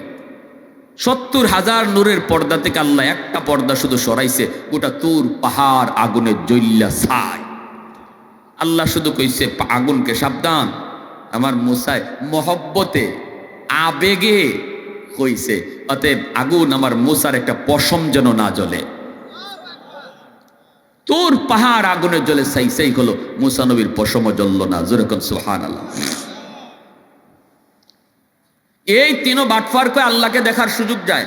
দেশের আলিম উলামা ছিল না, ধর্মীয় জ্ঞান নাই, সাধারণ ওই যে আলিম উলামা না থাকলে যা হয় আর কি, যে যেটা কয় এটাই বিশ্বাস করে।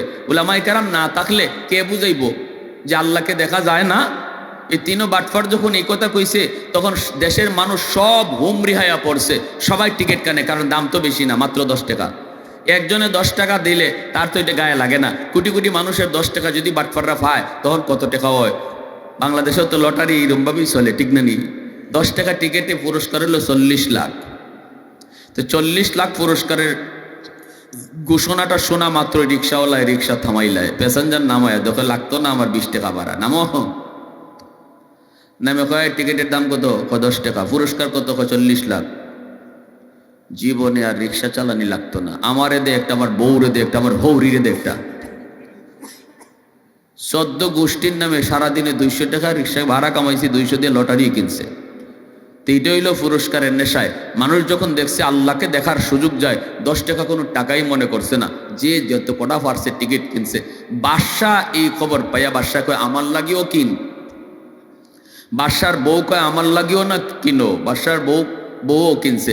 সবাই কিনে নির্দিষ্ট তারিখে আল্লাহ দেখার জন্য গেছে। তিনও বাটফার মাইক লইয়া বইছে, টেবিল লইয়া বইছে, হ্যাঁ, আর চেয়ার লইয়া বইছে। মানুষ হাজারে হাজারে মানুষ, টাকা আর টাকা। বাদশা যাই কয় রাখ, আমি যারা আগে পাঠামো সে আগে যাবে। আর বুঝিস ভালো করে, যদি আল্লাহ দেখা না যায়, আর্মি রেডি রাখছে, পুলিশ রেডি রাখছে, র্যাব রেডি রাখছে তিনও বাটফাররা সাইজ করার জন্য। মন্ত্রীরে পাঠাইছে আগে, তুই আগে যা, জায়গায় দেখ আল্লাহ আছে কিনা। মন্ত্রীকে ভিতরে ঢুকছে, ঢুকতে দেখে আল্লাহর বংশও নাই। ডানে বামে সামনে পিছনে সব দিকে খুঁজে আল্লাহ নাই। হে এই সময় বাইরে কইব যে আল্লাহ নাই, শুরু হইব বাটফারদের উপরে বাদাম। এমনি শুনে বাটপাররা মাইকে বলতেছে, শুনেন সবাই আল্লাহ দেখতে পাবে, কিন্তু যার বাপের টিক নাই হে আল্লাহ দেখতে পাবে না। যেই মাত্র কইছে যার বাপের টিক নাই সে আল্লাহ দেখতে পাবে না, যার জন্মে ভেজাল সে আল্লাহ দেখতে পাবে না, তখনই মন্ত্রী ই আওয়াজ শুনে কয় ইন্না লিল্লাহি। এটা কি কয়? এখন যদি আমি বের হইয়া কই আল্লাহ দেখছি না, তাহলে তো পাবলিকে কইব তুমি আল্লাহ দেখবা কেমনে, তোমার বাপের নি ঠিক আছে, এটা আগে কও। এখন তো আমার জন্মের মধ্যে প্রশ্ন আইব। মন্ত্রী মনে মনে কয় যা আছে কপালো, মিথ্যা চালাই দিব। সবাই আসছে, বাদশা হয়ে জিজ্ঞেস করছে কি রে আল্লাহ দেখছো? কয় স্যার যে সুন্দর আল্লাহ দেখা যায়। হাসা কইল না মিশা কইল? জোরে খাও। এবার বাদশা কয় রাখ, এখন আমি যাবো। বাদশাকে ঢুকছে, ঢুকার পরে দেখে আল্লাহ নাই। এখন বাদশা বের হবে, আর শুনে বাটপাররা কয় সবাই আল্লাহ দেখতে পাবে, এটা মাইকে কয়, কিন্তু যার জন্মে ভেজাল এ আল্লাহ দেখতে পাবে না। বাদশাহ কয় রে আমার তো জন্মে 100% ভেজাল, কারণ মন্ত্রী দেখছে আমি তো দেখলাম না। কথাটা বুঝছেন? বাদশাহ কয় তো আমার ভেজাল লাগছে জন্মে। এখন যদি আমি বের হইয়া বলি আল্লাহ দেখছি না, তাহলে জনগণে কইব কারে বাদশা বানাইলাম, এর দিয়ে বাপেরই ঠিক নাই। আমার বাদশাই যাইব, যা আছে কপালে। জনগণে যখন জিজ্ঞেস করতে স্যার মন্ত্রী কথা তো বিশ্বাস না এতটা, আপনি দেখছেন নি আল্লাহর একটু কন্যা? বাদশাহ আরে মন্ত্রী কি দেখছে, আমি যে সুন্দর আল্লাহরে দেখছি। হ্যাঁ, মন্ত্রী চেয়ে আরো সুন্দর আল্লাহরে দেখছে। এখন তো জনগণ সবাই অবার শিওর হয়ে গেছে আল্লাহ ভিতরে আছে। এখন সবাই হুমদারকা ঢুকতেছে, কিন্তু বাদশার বউ কগো আমার একটু চান্স লিয়ে দাও। বলে হয় এখন তো তুমিই দেবা। ম্যাডাম রে দিছে চান্স, ম্যাডামেও গে দেখছে, যা দেখার তো দেখছে আল্লাহ নাই। ম্যাডাম বের হয়েছে, মুখটা কালো করে বাসার হাত ধরে কয় চলো যা হওয়ার হয়েছে যাই। গেছে রাজদরবার। মহিলা মানুষ তো কোনটি নাই, ফ্যাটের কথা বেশিক্ষণ রাখতে পারে, জোরে হন পারে না। আপনি যদি খুব গোপন কথা খুব সমাজে দ্রুত এটা সার্কুলার দিতে চান, তাহলে একজন মহিলারে কানে কানে খালি কইবেন এই কথাটা খুব গোপন, সাবধান কেউ রে কইও না। সে আরো 5 জন রে শুনাইব আর কইব তোমার দুলাভাই তোমার ভাইয়ে কইছে কথাটা সাংঘাতিক গোপন, কেউ রে কইও না। এই ভাইয়ে কিন্তু দ্রুত এটা সার্কুলার হইব, ঠিক না? তো এখন দেখা যায় ওই মহিলা বাদশার বউ, সে যখন রাজদরবারে গিয়ে ঘুমাইতে যাইব, তখন বাদশার কানে কানে খালি গিয়ে ঘেঁষাঘেঁষি করে আর কইতেছে ওগো ওগো ওগো। বাদশা কয়ে ওগো ওগো করোকে কি হইছে? কয়েকটা কথা কইমো, ভয়ে কইমো না নির্ভয়ে কইমো? বাদশা কয় তুমি আমার ম্যাডাম, তুমি আমার অর্ধাঙ্গিনী, তুমি আমার ডার্লিং, তুমি আমার কাছে নির্ভয়ে কইবা, ভয় আবার কে? কি কইবা কও? এমনি কয় না তুমি আবার নি আবার কিছু মনে করো, আমার ডর হইতেছে। কয় না কোনো ডর নাই, কও। কয় আজকে যে আল্লাহ দেখার ফালা গেল, তুমি আল্লাহ দেখছো নি? একটু কও তো তুমি আল্লাহ দেখছো? কানে কানে কয়।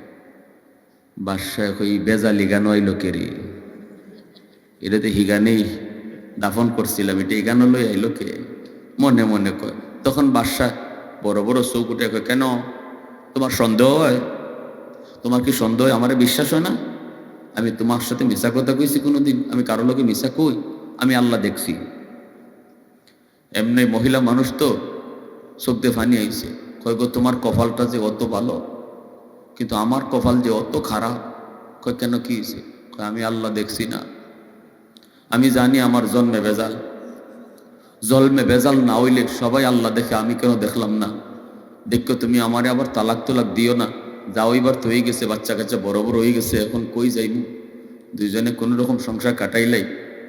বিশ্বাস করো আমার ঘুমে ধরতেছে না, এজন্য কইলিছি ফেটের রাখতাম পারি না। বাদশা মনে মনে কয় কিরে এটা দিয়ে আমার কথা কয়? বাদশাহ কয় তোমার কথা শেষ নি? কহ আমার কথা শেষ। কয় তাইলে হুনো আমিও আল্লাহ দেখছি না। এমনি ম্যাডামে কয় তে তো তোমার আমার জাতে জাতে মিলছে, তোমারও বাপের ঠিক নাই আমারও বাপের ঠিক নাই। এখন তো কেউ কেউরে ফালাই দেওয়ার মতো না। এমনি ম্যাডামে কয় আচ্ছা তুমি আমারে কইলাই না আল্লাহ যে দেখছো না? বাদশাহ কয় কেমনে কইতাম, কি কয় শুনছো নি মাইকো? এই কথা কইলেই নাকি জন্মে ভেজাল। এই ধরনের অপবাদ লই আমি গ্রামে থাকি কি করে? কইতা আচ্ছা তোমার মন্ত্রীরে জিগাও তো, যেটারে প্রথম পাঠাইছিলে ও আল্লাহ দেখছেনি? হ্যাঁ সুন্দর একটা কথা বাই করছো। আর্মি পাঠাইছে, ওরা ধরে নিয়ে আও, যদি দেরি করে তুললে নিয়ে আইবা। এরে গিয়া কয় মিয়া দ্রুত আসো, সার বড় গরম। তারে দইরে আনতেছে। কই রে ভাই কি হয়েছে? আমি তো কোনো দোষ করছি না। কই জানি না রে ভাই, যে গরম, তুমি দেরি করলে তুললে নিতে কইছে। আর কইছে সারে তোমারে ভিতরে ঢুকাইমু আর খালি দর লাগাইমু। এই দরজা লাগায় আর ভিতরে ঢুকায়। বাদশার কাছে নিচে পড়ে বাদশায় কয় সব বের হও, দরজা জানালা ভালো করে লাগানো কিনা দেখো। এরপরে মন্ত্রীর কাছে আনছে, মন্ত্রী কাঁপতেছে ডরে। স্যার কি হয়েছে স্যার?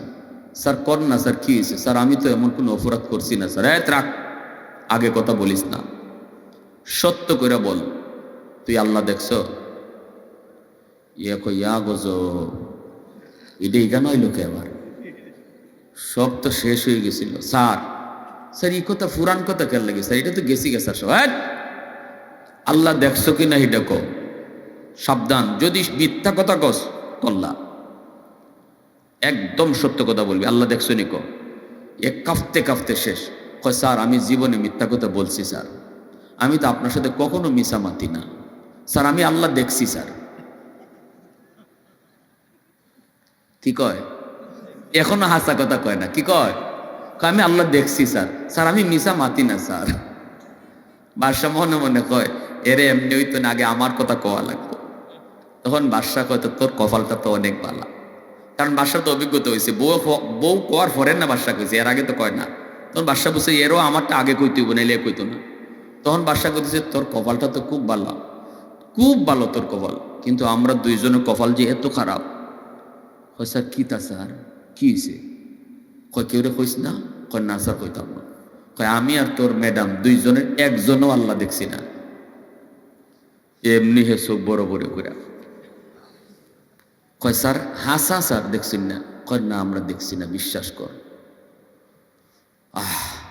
স্যার তে একটা হাসা কথা কই স্যার।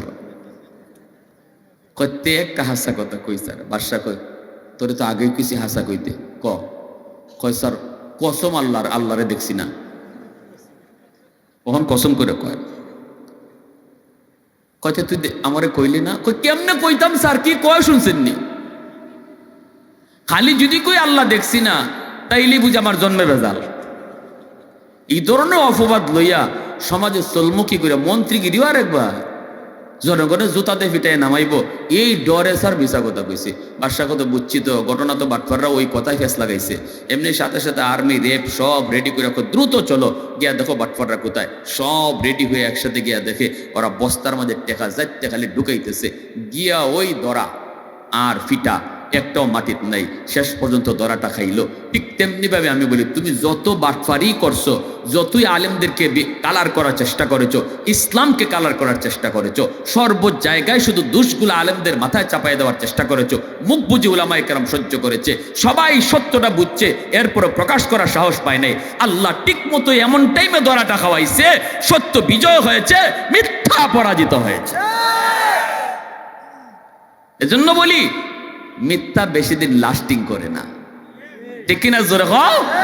মিথ্যা বেশি দিন না, সাময়িক কয়েকদিন মজা করতে পারবাই, লাভ দিতে পারবাই দিছি ঠগাইয়া, কিন্তু ঠকটা তুমি খাইছো। আরেকজনকে ঠগাইয়া লাভটা দিয়া 2 আঙ্গুল বা 5 আঙ্গুল উঠলায়, কিন্তু 10 হাত মাটির নিচে তুমি গেছো। এটা তুমি বুঝতেও পারো নাই, টেরও নিতে পারো নাই। এজন্য আমার ভাইরা বন্ধুরা,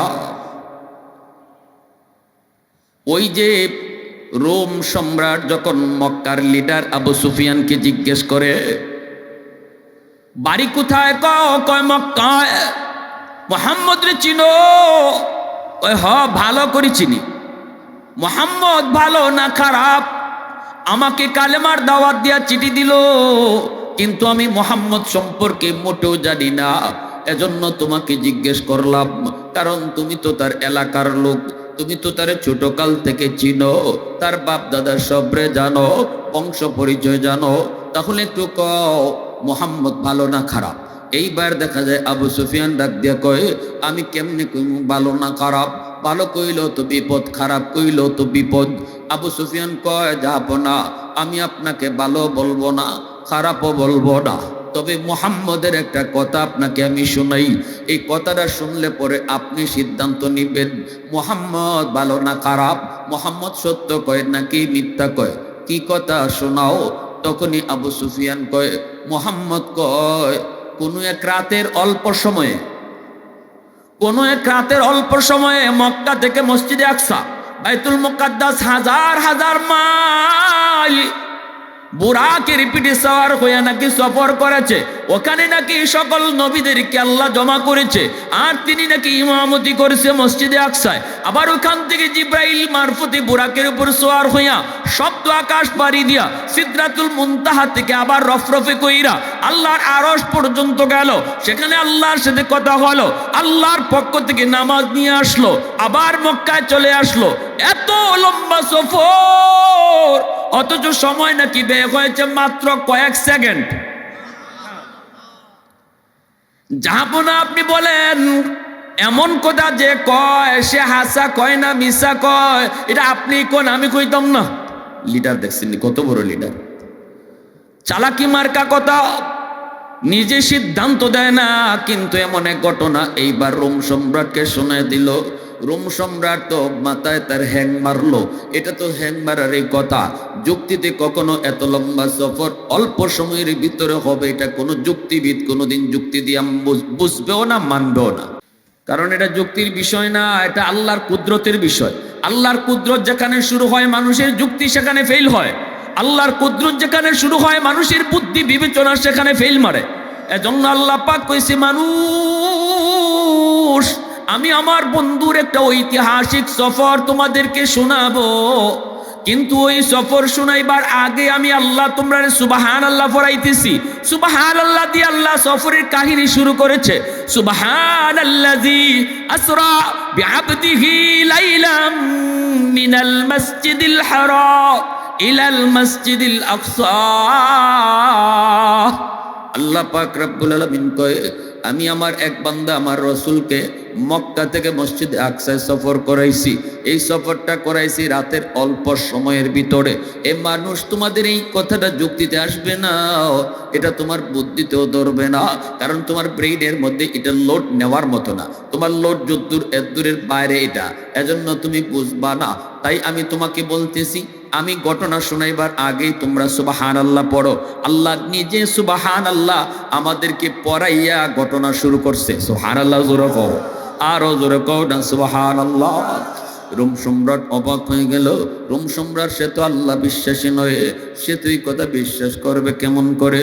রোম সম্রাট কয়, এটা তো হতেই পারে না, এটা কোনো যুক্তিতে ধরে না, কোনো যুক্তিতে আসেও না। এইবার দেখা যায় সম্রাটের রাজ্যের ভিতরে, এই হাউজের ভিতরে দরবারে একজন খ্রিস্টান পাদ্রী ছিল, বড় দিনদার আল্লাহওয়ালা। ওই পাদ্রী ডাক দিয়া কয়, জাহাপনা, আপনি যদি আমাকে একটু সুযোগ দেন, আমি আরবি ভাইকে একটা প্রশ্ন করব। রোম সম্রাট কয়, ঠিক আছে তুমি প্রশ্ন করো। পাদ্রী কয়, ও আমার আরবে ভাই, বাড়ি কোথায়? কয় বাড়ি মক্কায়। মোহাম্মদ রে ভালো করে চিনছনি? কয় ভালো করে চিনছি। কয় ঠিক আছে, তাহলে একটু কও তো যে রাতের কথা ইনি বলছে মসজিদে আকসায় আসছে, মক্কা থেকে নমাজ আদায় হয়েছে, ১০০ লক্ষ নবী ছিল, ইনি ইমাম ছিল, বোরাকের পিঠে করে আইছে, এই কাহিনী যে আপনাদেরকে শোনাইছে, এই কোন রাত এটা আপনি জানেননি? রাতের কথা কইছিনি? তখনই এই আবু সুফিয়ান কয়, রাতের কথাটাও কইছে। কোন রাত? কয় গেল রজব মাসের ২৬ তারিখ দিবাগত রাত। যেই মাত্রই তারিখটা শোনাইছে, খ্রিস্টান পাদ্রী কই, জাহাপনা, এটা যদি রজব মাসের ২৬ তারিখ দিবাগত রাতের ঘটনা হয়, তাহলে এই রাতের জ্বলন্ত সাক্ষী হলাম আমি নিজে, কারণ আমি তখনও মসজিদে আকসার খাদিম। এশার নামাজের পর প্রতিদিন আমি সব দরজা জানালা বন্ধ করে আমি বাড়িতে যাই, হুজরায় যাই। ওই দিন আমি নিয়ম মতোই সব দরজা জানালা বন্ধ করেছি, কিন্তু মেইন দরজাটা বন্ধ করতে পারি নাই। এত শক্তভাবে দরজাটা দাঁড়ায় আছি, আমি চেষ্টা করেও মসজিদে আকসার মেইন দরজা বন্ধ করতে পারলাম না। আরো মানুষজন ডাকলাম, সবাই মিলে চেষ্টা করলাম, এরপরও দরজা লাগানো সম্ভব হয় না। মনে করছি কোনো কলকব্জা আটকে আছে, মিস্ত্রি ডাকলাম, তাও না, সম্ভব হয় না। মনে হয় যেন পাহাড় চাপা দিয়ে রাখছে দরজায়। শেষ পর্যন্ত দরজা খোলা রেখে আমি চলে এসেছি, কোনো উপায় না পেয়ে ফজরের আগে আমি দ্রুত গেলাম, যে দেখি মসজিদে আকসার সামনে বালুর উপরে অসংখ্য অগণিত মানুষের পায়ের দাগ, অথচ এত পায়ের দাগ এশার পরে ছিল না। এত মানুষের পায়ের দাগ, চতুষ্পদ একটা জন্তুর পায়ের দাগও দেখলাম, একটা রশিও লাগানো দেখলাম পাথরে। আমি বুঝে গেলাম আমি পাথরে কোনো একটা জন্তু বাঁধা ছিল, আর এই জায়গায় অসংখ্য অগণিত মানুষ আজকে রাত্রে এসেছিল। হয়তো আল্লাহর ঘর মসজিদে কোনো নামাজ আদায় হয়েছে, যার কারণে আল্লাহর কুদরতে আমি দরজা বন্ধ করতে পারি নাই।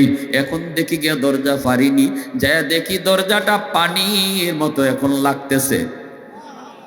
আমার তো কোনো একদিন হয়ে গেছে আজকে রাত্রে মসজিদে আকসায় কিছু একটা ঘটছে, কিন্তু কি ঘটেছিল জানি না, জানার কোথাও না। ওই তারিখটা আমার হৃদয়ে পাথরে খোদাই করে লেখা, মরণের আগে আমি ওই রাতের কথা বলতে পারবো না, কিন্তু কি ঘটেছিল আমি জানতাম না। আজকে আমার ওই আরবি ভাইয়ের কথা আমার বুঝ হয়ে গেছে কি সেদিন ঘটেছিল। সত্যি ওই দিন মুহাম্মাদুর রাসূলুল্লাহ এসেছিলেন, আর সকল নবীকে আল্লাহ জমা করেছিলেন। বোরাকের পায়ের দাগ পেয়েছি, ১০০ লক্ষ নবীদের পায়ের দাগ পেয়েছি। দরজা লাগাতে পারি নাই, কারণ রাসূল ইমামতি করবেন। অতএব এতদিন পর্যন্ত আমি ছিলাম খ্রিস্টান, এই মুহূর্তে আমি কালেমা পড়ে মুসলমান হয়ে গেলাম।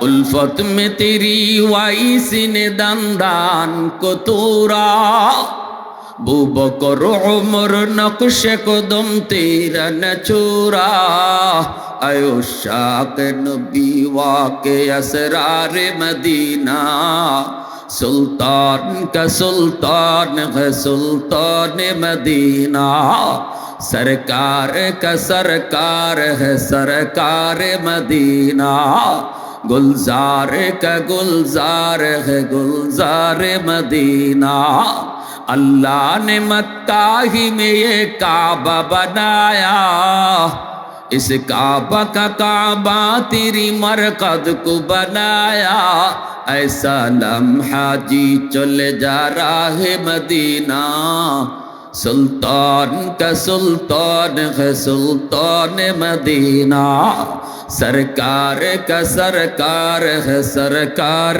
मदीना गुलजार का गुलजार है गुलजार मदीना আবারও কো আল্লাহু আকবার যুবক মুসলমানের আওয়াজ একটু আওয়াজ দিয়া কও তোমার মতোই ছিল শহীদ উসমান হাদি তোমার মতোই যুবক ছিল কলেজে পড়ুয়া ভার্সিটিতে পড়ুয়া ইসলামের জন্য জীবন দিছে তুমি কি আওয়াজটাও দিতে পারবে না তোমার সামনে তো উসমান হাদি তোমার জন্য রুল তোমার জন্য মডেল কলেজে পড়ো ভার্সিটিতে পড়ো আমাদের আপত্তি নাই আমরা বলি না সব মাদ্রাসায় পড়ো বলি না সব হাফেজে কোরআন হয়ে যাও বলি না সব মুফতি সাহেব হয়ে যাও ডাক্তার হবে কে ইঞ্জিনিয়ার হবে কে পড়ো তুমি কলেজে পড়ো তুমি ভার্সিটিতে হও তুমি ডাক্তার হও তুমি পাইলট কিন্তু শহীদ উসমান হাদির মতো কোরআনের সৈনিক হও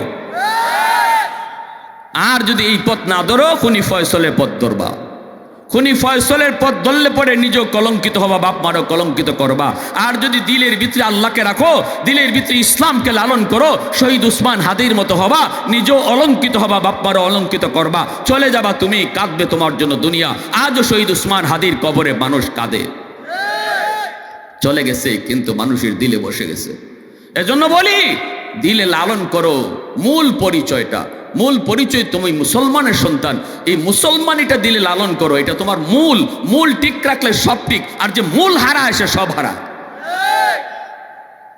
তোমাকে কলেজে পড়তে আমরা নিষেধ করি না স্কুলে পড়তে নিষেধ করি না ভার্সিটিতে পড়তে নিষেধ করি না তুমি যা পারো করো দুনিয়ার লাইনে যা আগাইতে চাও আগাও কখনো মূল ভুলে যেও না মুসলমানই ভুলে যাবা সব ভুলে যাবা পথ হারা হয়ে যাওয়া এজন্য বলি জীবন দেব শুধু একমাত্র কার জন্য আর আওয়াজ আসতে কেন জোরে বলো কার জন্য এইখানে মাইক টালে একটা স্লোগান দেন তো মাইক লোন মুসলমানের আওয়াজে আপনাদের ইমানি জজবা যদ্দূর আছে এদ্দূর আওয়াজে আপনি আল্লাহু আকবার বলবেন শয়তান বাগ তো এই এলাকায় যেন কোনো শয়তান না থাকে আওয়াজ যদি তাকবীরের আওয়াজ হয় শয়তান বাগে ইমানদারের ঈমান বাড়ে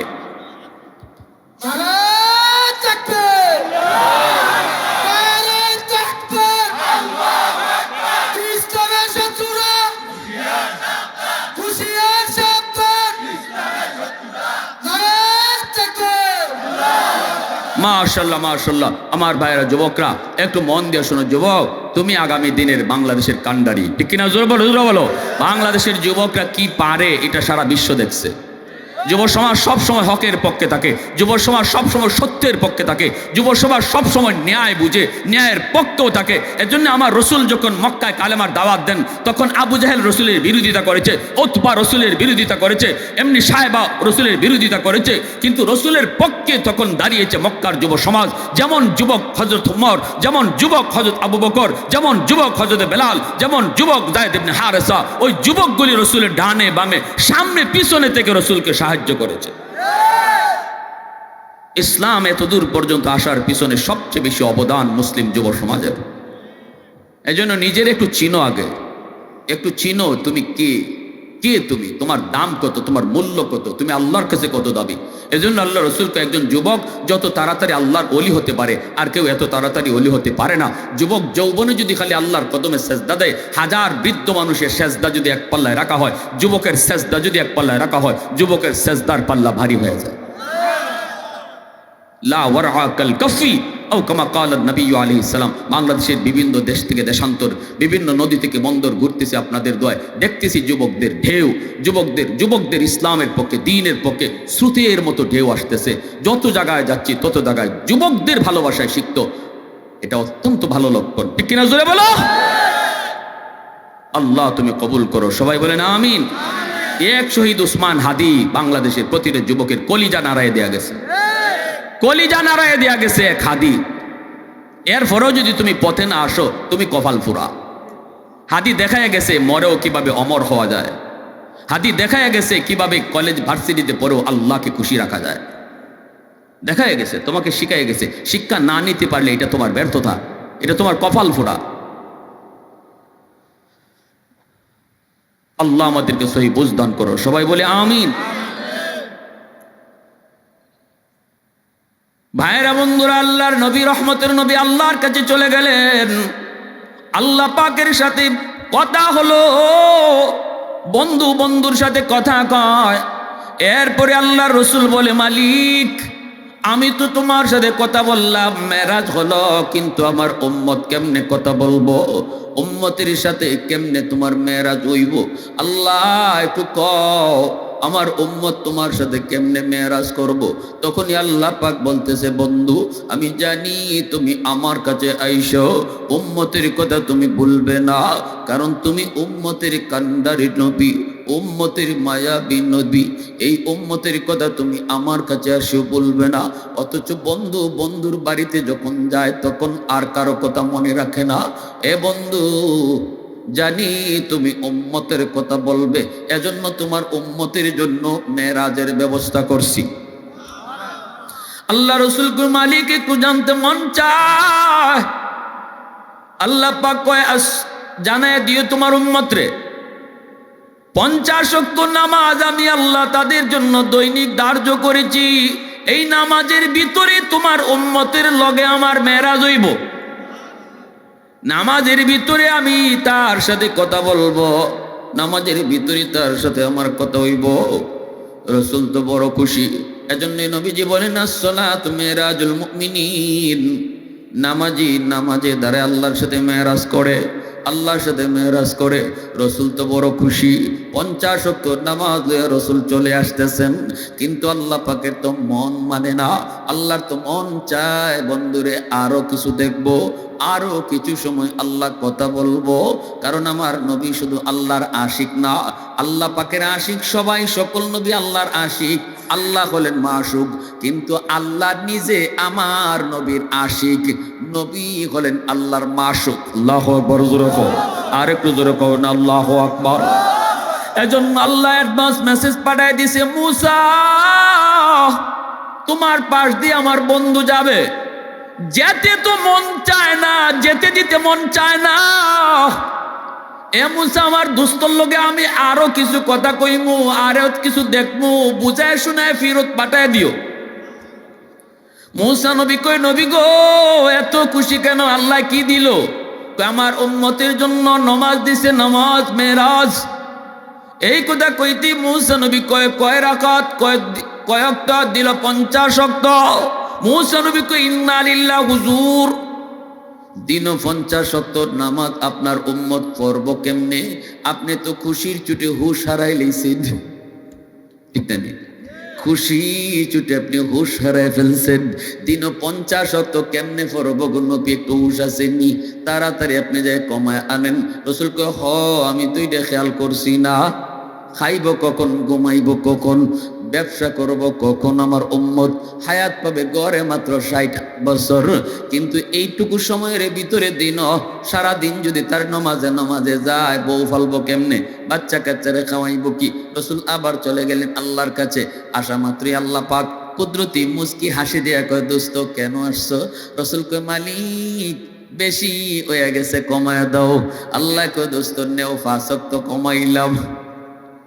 কয়েক রইছে, কয়েক 45 ওয়াক্ত লিয়া রসুল যখন আসতে যায়, আবার আল্লাহ কয়, মুসা আমার বন্ধু জায়গা তো, সুবহানাল্লাহ জোরে, আমি আল্লাহর তো যেতে দিতে মন চায় না, আরো বন্ধুরে দেখবো, ফিরত পাঠিয়ে দিও।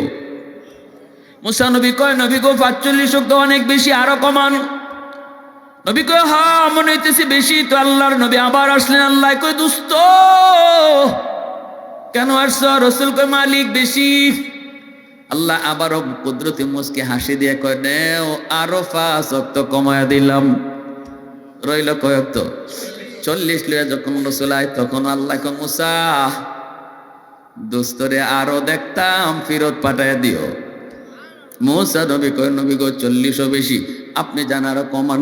এইভাবে মুসা নবীর কাছে আয় আর আল্লাহ ফেরত নেওয়ায়, রসুল আয় আর আল্লাহ নেওয়ায়। এইভাবে রসুল 9 বার আপ ডাউন করলেন। 9 বারে 5 করে আল্লাহ 45 ওয়াক্ত কমাইলেন, রইল আর 5 ওয়াক্ত। আমার কথা হলো আল্লাহ পাক একবারেই তো 45 ওয়াক্ত কমাইতে পারতেন, 5 করে কেন কমাইলেন? কারণ হলো এই কম কম করে কমানোর কারণে আল্লাহ 9 বার বন্ধুরে দেখছে আর কথা কইছে। সুবহানাল্লাহ, জোরে খাও না মিয়া, আরো জোরে খাও না। ওয়াল্লাইলু মেঘে জুলফে মুহাম্মদ কে তারান্নুম, ওয়াল্লাইলু মেঘে জুলফে মুহাম্মদ কে তারান্নুম, والشمس में रुखसाराए अहमद के तरन्नुम, वल्फजर में है सुबह रिसालत की बेशारत, वल्असर में है दौर नबूवत की बेशारत, हर फूल में है रूए मदीना का तबस्सुम, शाखों की लचक में बेक़दा का तकल्लुम। आवाज देखो अल्लाहु अकबर। এবার যখন 5 ওয়াক্ত লিয়ে নবী ফেরত আইতেছেন তখন আল্লাহ কয় মুসা যদি পারো আবারও ফেরত পাঠাইও। নবী কয় নবী গো 5 ওয়াক্ত বেশি আরো কমান। রসুল কয় মাফ চাই। রসুল কি কর আর যাইব না। মুসা নবী কয় কেন?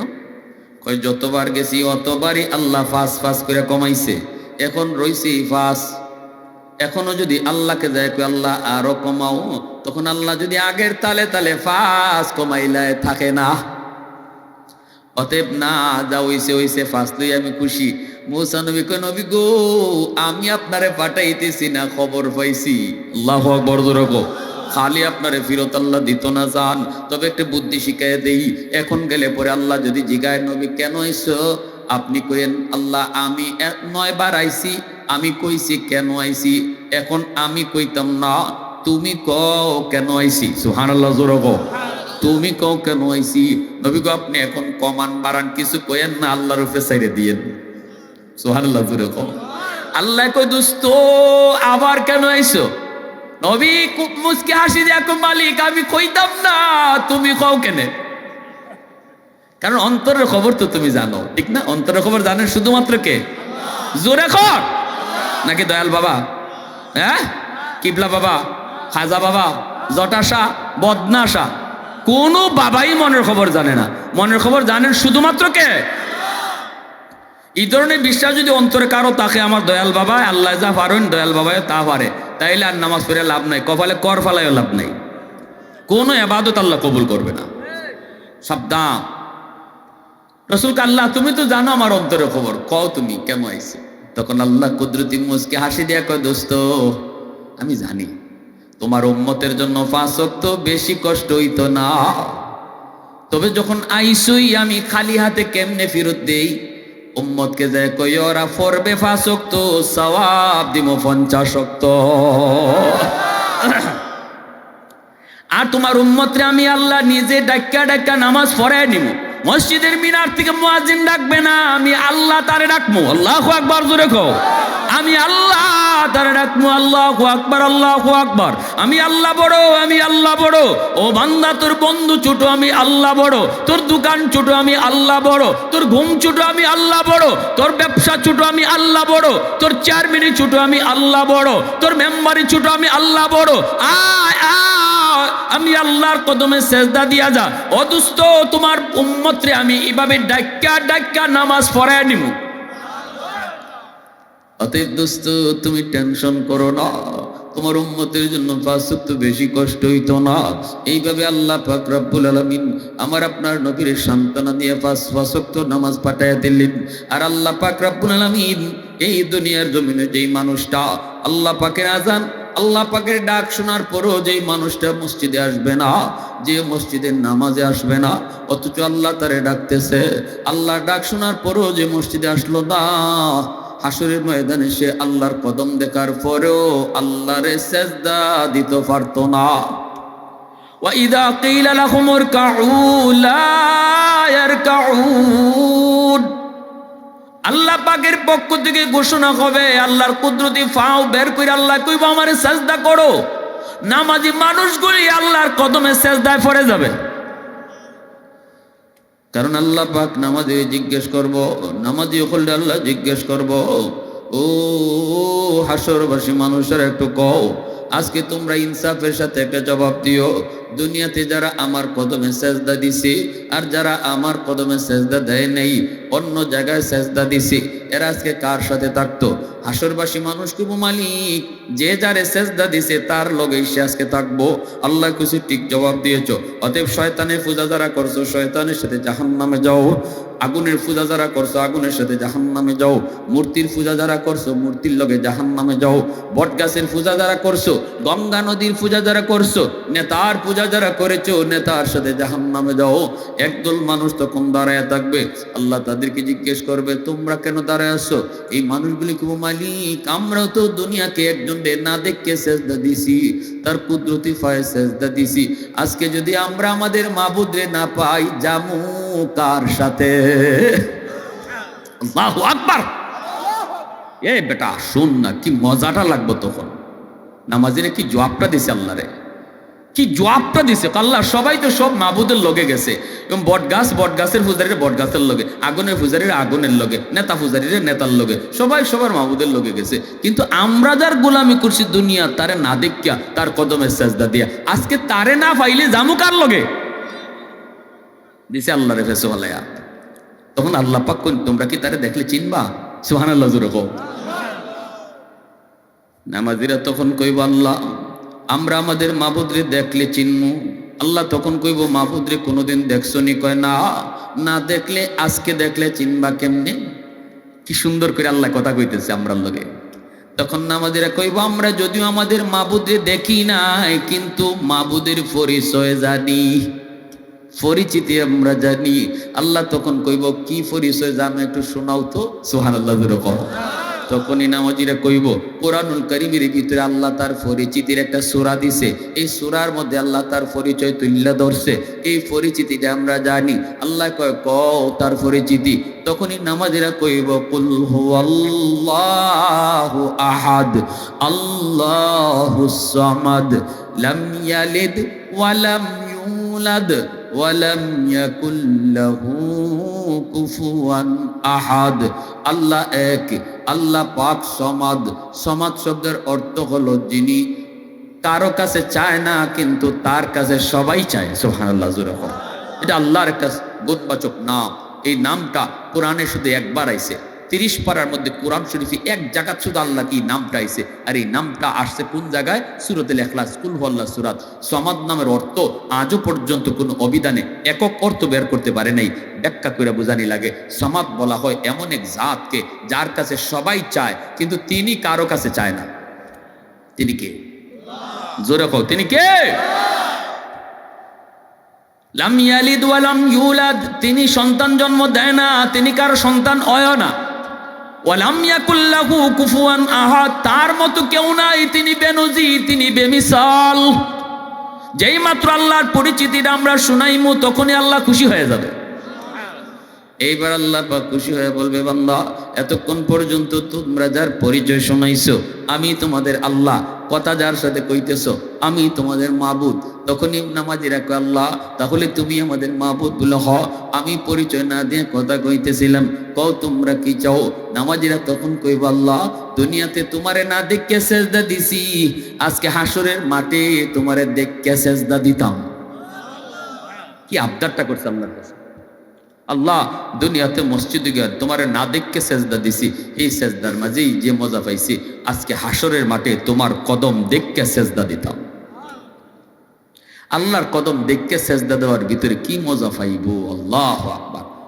হাদিস শরীফে রাসূল বলেন যখনই আল্লাহ তার কুদরতি কদমটা সরায় দিব, একটা পর্দা খালি সরাইব, আল্লাহর ফাওটা দেখব, দেখার পরে নামাজিরা যে সেজদায় পড়ব বেহুশ হয়ে যাইব, হুশ থাকতো না। আমাদের সিলেটের একজন বহুত বড় আল্লাহর ওলি আছিলেন, শাহজালাল দরগা গেছেননি আপনারা অনেকে? তো দরগা মসজিদের ইমাম সব যিনি ছিলেন হযরত মাওলানা আকবর আলী সাহেব রাহিমাহুল্লাহ, বহুত বড় বুজুর্গ, বহুত বড় আল্লাহওয়ালা। ইনি যখন নামাজ পড়াইতেন তো ইনি এমন এক ওলি ছিলেন, হাত তুললে যেটা চাইতেন আল্লাহ এটা দিয়ে নিতেন। হুজুরের পকেটে কোনো সময় পকেট খালি থাকতো না। যে আইসে, যার সাথে মুসাফা হয়েছে, পকেটে হাত দিয়ে ওই হাদিয়া, পকেটে হাত দিয়ে হাদিয়া। খাদেম কইতেছে, কয় আমি অবাক হই যে এই টাকা আয় করতে গিয়া দেয় কেডায়, আর উনি যে ভাই দেয়, কেউ না কেউ তো দেয়। আমি একদিন পরীক্ষা করার লাগে হুজুরের পকেটে আসিল যে কয় টাকা, সব আমি নিজে হাত ঢুকায় সাফ করে রাখছি, দেখি এখন তাই কেমনে দেয়। আমার চোখের সামনে পকেটটা মাঝে হাত ঢুকাইয়ে মুসাফা করে মুঠ বইরে টাকা দিয়ে দিছে। সুবহানাল্লাহ জুড়ে বলেন। খাদেম কয় কসম খুদার আমি নিজে পরিষ্কার করে রাখছি, পকেটে এক টাকাও নাই, পকেটে এক টাকাও নাই, এই দুই সাইড পকেটে।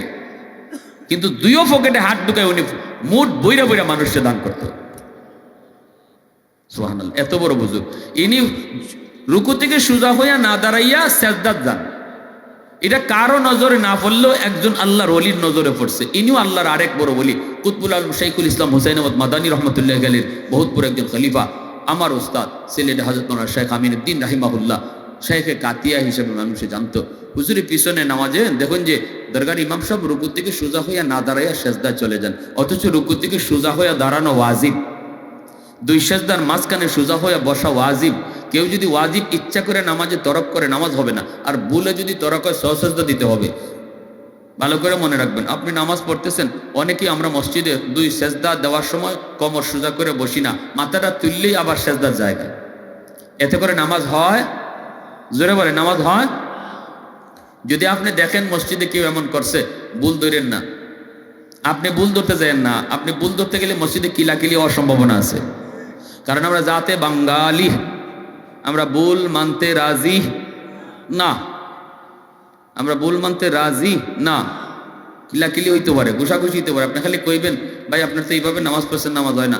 কইব নামাজি কাউরার ঘরে নামাজি কাউরা, তোর বাপেরই নামাজ পড়ছি, তুই কয়দিন ধরে নামাজ শিখছ? নামাজি হইছ কয়দিন যাবত? তোর বাপের নাম কি, তোর দাদার নাম কি? 14 গোষ্ঠী লই ওষুধ বাপনের। এটা এজন্য এই কথা কইবেন না। এক লোকে মসজিদে নামাজও খারাইয়া মোবাইল আইছে, পকেট থেকে মোবাইল বাইক করে নামাজও তাই কেউ কয় আমি নামাজও আসি, পরে কথা কো। নামাজ হইছে নি? জোরে খাও, নামাজ হইছে? আর একজনে কয় বাবা এইভাবে যে নামাজের ভিতরে মোবাইলে কথা কইছো, নামাজ তো হইছে না। দোত মিয়া 40 বছর ধরে নামাজ ইবাই পড়তেছি, আজ পর্যন্ত কোনো বাপের বেটা আমার ভুল ধরতে পারছে না। তুমি আজকে আমার ভুল ধরতে আইছো। তো এই জন্য আপনি যদি কোনো ভুল দেখেন মসজিদের ভিতরে কেউ করতেছে, আমি একটা সূরত শিখাই দিই। আপনি কি করবেন, ভাই আপনি যে এবার নামাজটা পড়ছেন, আমি তো এবার পড়ি, আসলে কারটা ঠিক বুঝতেছি না ভাই, মনে হয় আমারটা ভুল, চলো ইমাম সাহেবের কাছে যাই। এইভাবে কইয়া তারা লই যাবেন, ভাই আপনারটা ঠিক না আমারটা ঠিক, একটু বুঝি হুজুরের কাছে, চলেন হুজুরের কাছে যাই। যদি আপনি আনতে পারেন তে আনলেন, নতুবা নিজে পণ্ডিতি করতে যায়েন না, নাইলে ঘুষাঘুষি হইব। যখন দরকার ইমাম সাহেব রুকু থেকে সোজা হয়ে দাঁড়ালেন না, খাতিয়ার সাহেব রাহিমাহুল্লাহ ইনি দেখিয়া হুজরার ভিতরে হামাইছেন, নামাজ শেষ হয়েছে পরে, হজরত আপনি এটা কি করলেন? আপনি তো রুকু থেকে সোজা হয়ে না দাঁড়িয়ে সেজদা চলে গেলেন। তিনি কইন না লিল্লাহ, এটা কি কোন? আমি এমন করি? বলে জি, আল্লাহ মাফ করো। খাতিয়ার সাহেব বলতেছে আল্লাহ তো মাফ করবো, কিন্তু আপনি এমন করেন কেন? আপনি কি মাসালা জানেন না? তখন ইনি বলতেছে হজরত আমি যে কোন জায়গায় খাড়ায় রয়েছি আমার হুঁশ থাকে না। মানে কেনে? কয় আমি যখন সেজদার জায়গা তাকাই তখন দেখি আমার আল্লাহর কুদরতি ফাও দেখা যায়। সেজদার জায়গায় আমি আল্লাহর কুদরতি ফাও দেখে আমি হুঁশ রাখতে পারি না, আমি কোথায় দাঁড়ানো আছি, কদ্দুর উঠছি, কদ্দুর খাড়ায় রয়েছি। এজন্য বেহুশ হয়ে আমি সেজদায় তাড়াতাড়ি চলে যাই আল্লাহর কদমে সেজদা দেওয়ার জন্য। এজন্য রে যুবক, দুনিয়াতে নামাজ যদি পড়ো আল্লাহর কদম দিকে, তুমি নিজের চোখে আল্লাহর কদম দিকে সেজদা দিতে পারবা। কিন্তু যদি দুনিয়াতে নামাজ না পড়ো, ওই মানুষগুলির সাথে তুমিও সেজদা দিতে চাইবা হাসরের মাঠে, কিন্তু পিঠ বাঁকা হবে না। মেরুদণ্ডের হাড্ডি লোহার মতো শক্ত হয়ে দাঁড়ায় থাকবে, বিন্দু পরিমাণ পিঠ বাঁকা হয় না, চোখের পানিরা হয় না। তখনই আল্লাহ পাক বলবে বান্দা দুনিয়াতে তুই পিঠ বাঁকা করছিলি নি, দুনিয়াতে তুই আমারে সেজদা দিছিলি নি, দুনিয়ায় যদি নামাজ পড়তি, মসজিদের মিনার থেকে আমি আল্লাহ তোরে কত ডাকছি, এরপরে তোর বন্ধুর কাছ থেকে তোরে মসজিদে আনতে পারলাম না, খেলার আসর থেকে তোরে মসজিদে আনতে পারলাম না, তোর ঘুম ভাঙাইতে পারলাম না, আমি আল্লাহ তোরে 5 বার দিনও ডাকছি, তুই আমার ডাকে সাড়া দেস নাই। ওই দিন যদি তুই মসজিদে আয়া নামাজ পড়তি, ফিট বাঁকা করতি, দুনিয়ায় অভ্যাস থাকতো, আজকে হাসরের মাঠেও তোর ফিট বাঁকা হইতো। অতএব আজকে কান্না করে লাভ নাই। খুযুহু ফাগুল্লুহু সুম্মাল জাহিমা সাল্লু সুম্মা ফি সিলসিলাতিন যারউহা ৭০ যিরাআন ফাসলুকু। আল্লাহ কই পরে ধরো, ৭০ গজ জিঞ্জির দিয়া বাঁধো, জাহান্নামে নিক্ষেপ করো। এজন্য বলি যুবক, হাতে ধরে বলি, পায়ে ধরে বলি যুবক, শহীদ উসমান হাদি ভার্সিটিতে পইরাও যদি নামাজ বলতে না পারলো, তুমি কেন নামাজ ভুইলা গেছো? তোমারে কে নামাজ থেকে ভুলাই দিল? গত এই যে রাত গেল, এই রাত গেল রজব মাসের রজবের রাত, এই রাত গেল শবে মেরাজের রাত। এই রাতে আল্লাহ রসুল তোমার জন্য আমার জন্য মুক্তির সনদ নামাজ নিয়ে হাজির হয়েছিলেন। অতএব আজকে রাত্রে আমরা ওয়াদা করি, জীবনে আর কোনোদিন নামাজ ছাড়বো না। কারা কারা হাত উঠে আল্লাহকে দেখা? আল্লাহ তুমি কবুল করো। সবাই কোন আমিন, আরো জোরে কোন আমিন। মুসাফির হিসাবে আমি একটা আবদার করি, মসজিদ আল্লাহর ঘর, মসজিদ যত সুন্দর হয় তার ঘর আল্লাহ তত সুন্দর।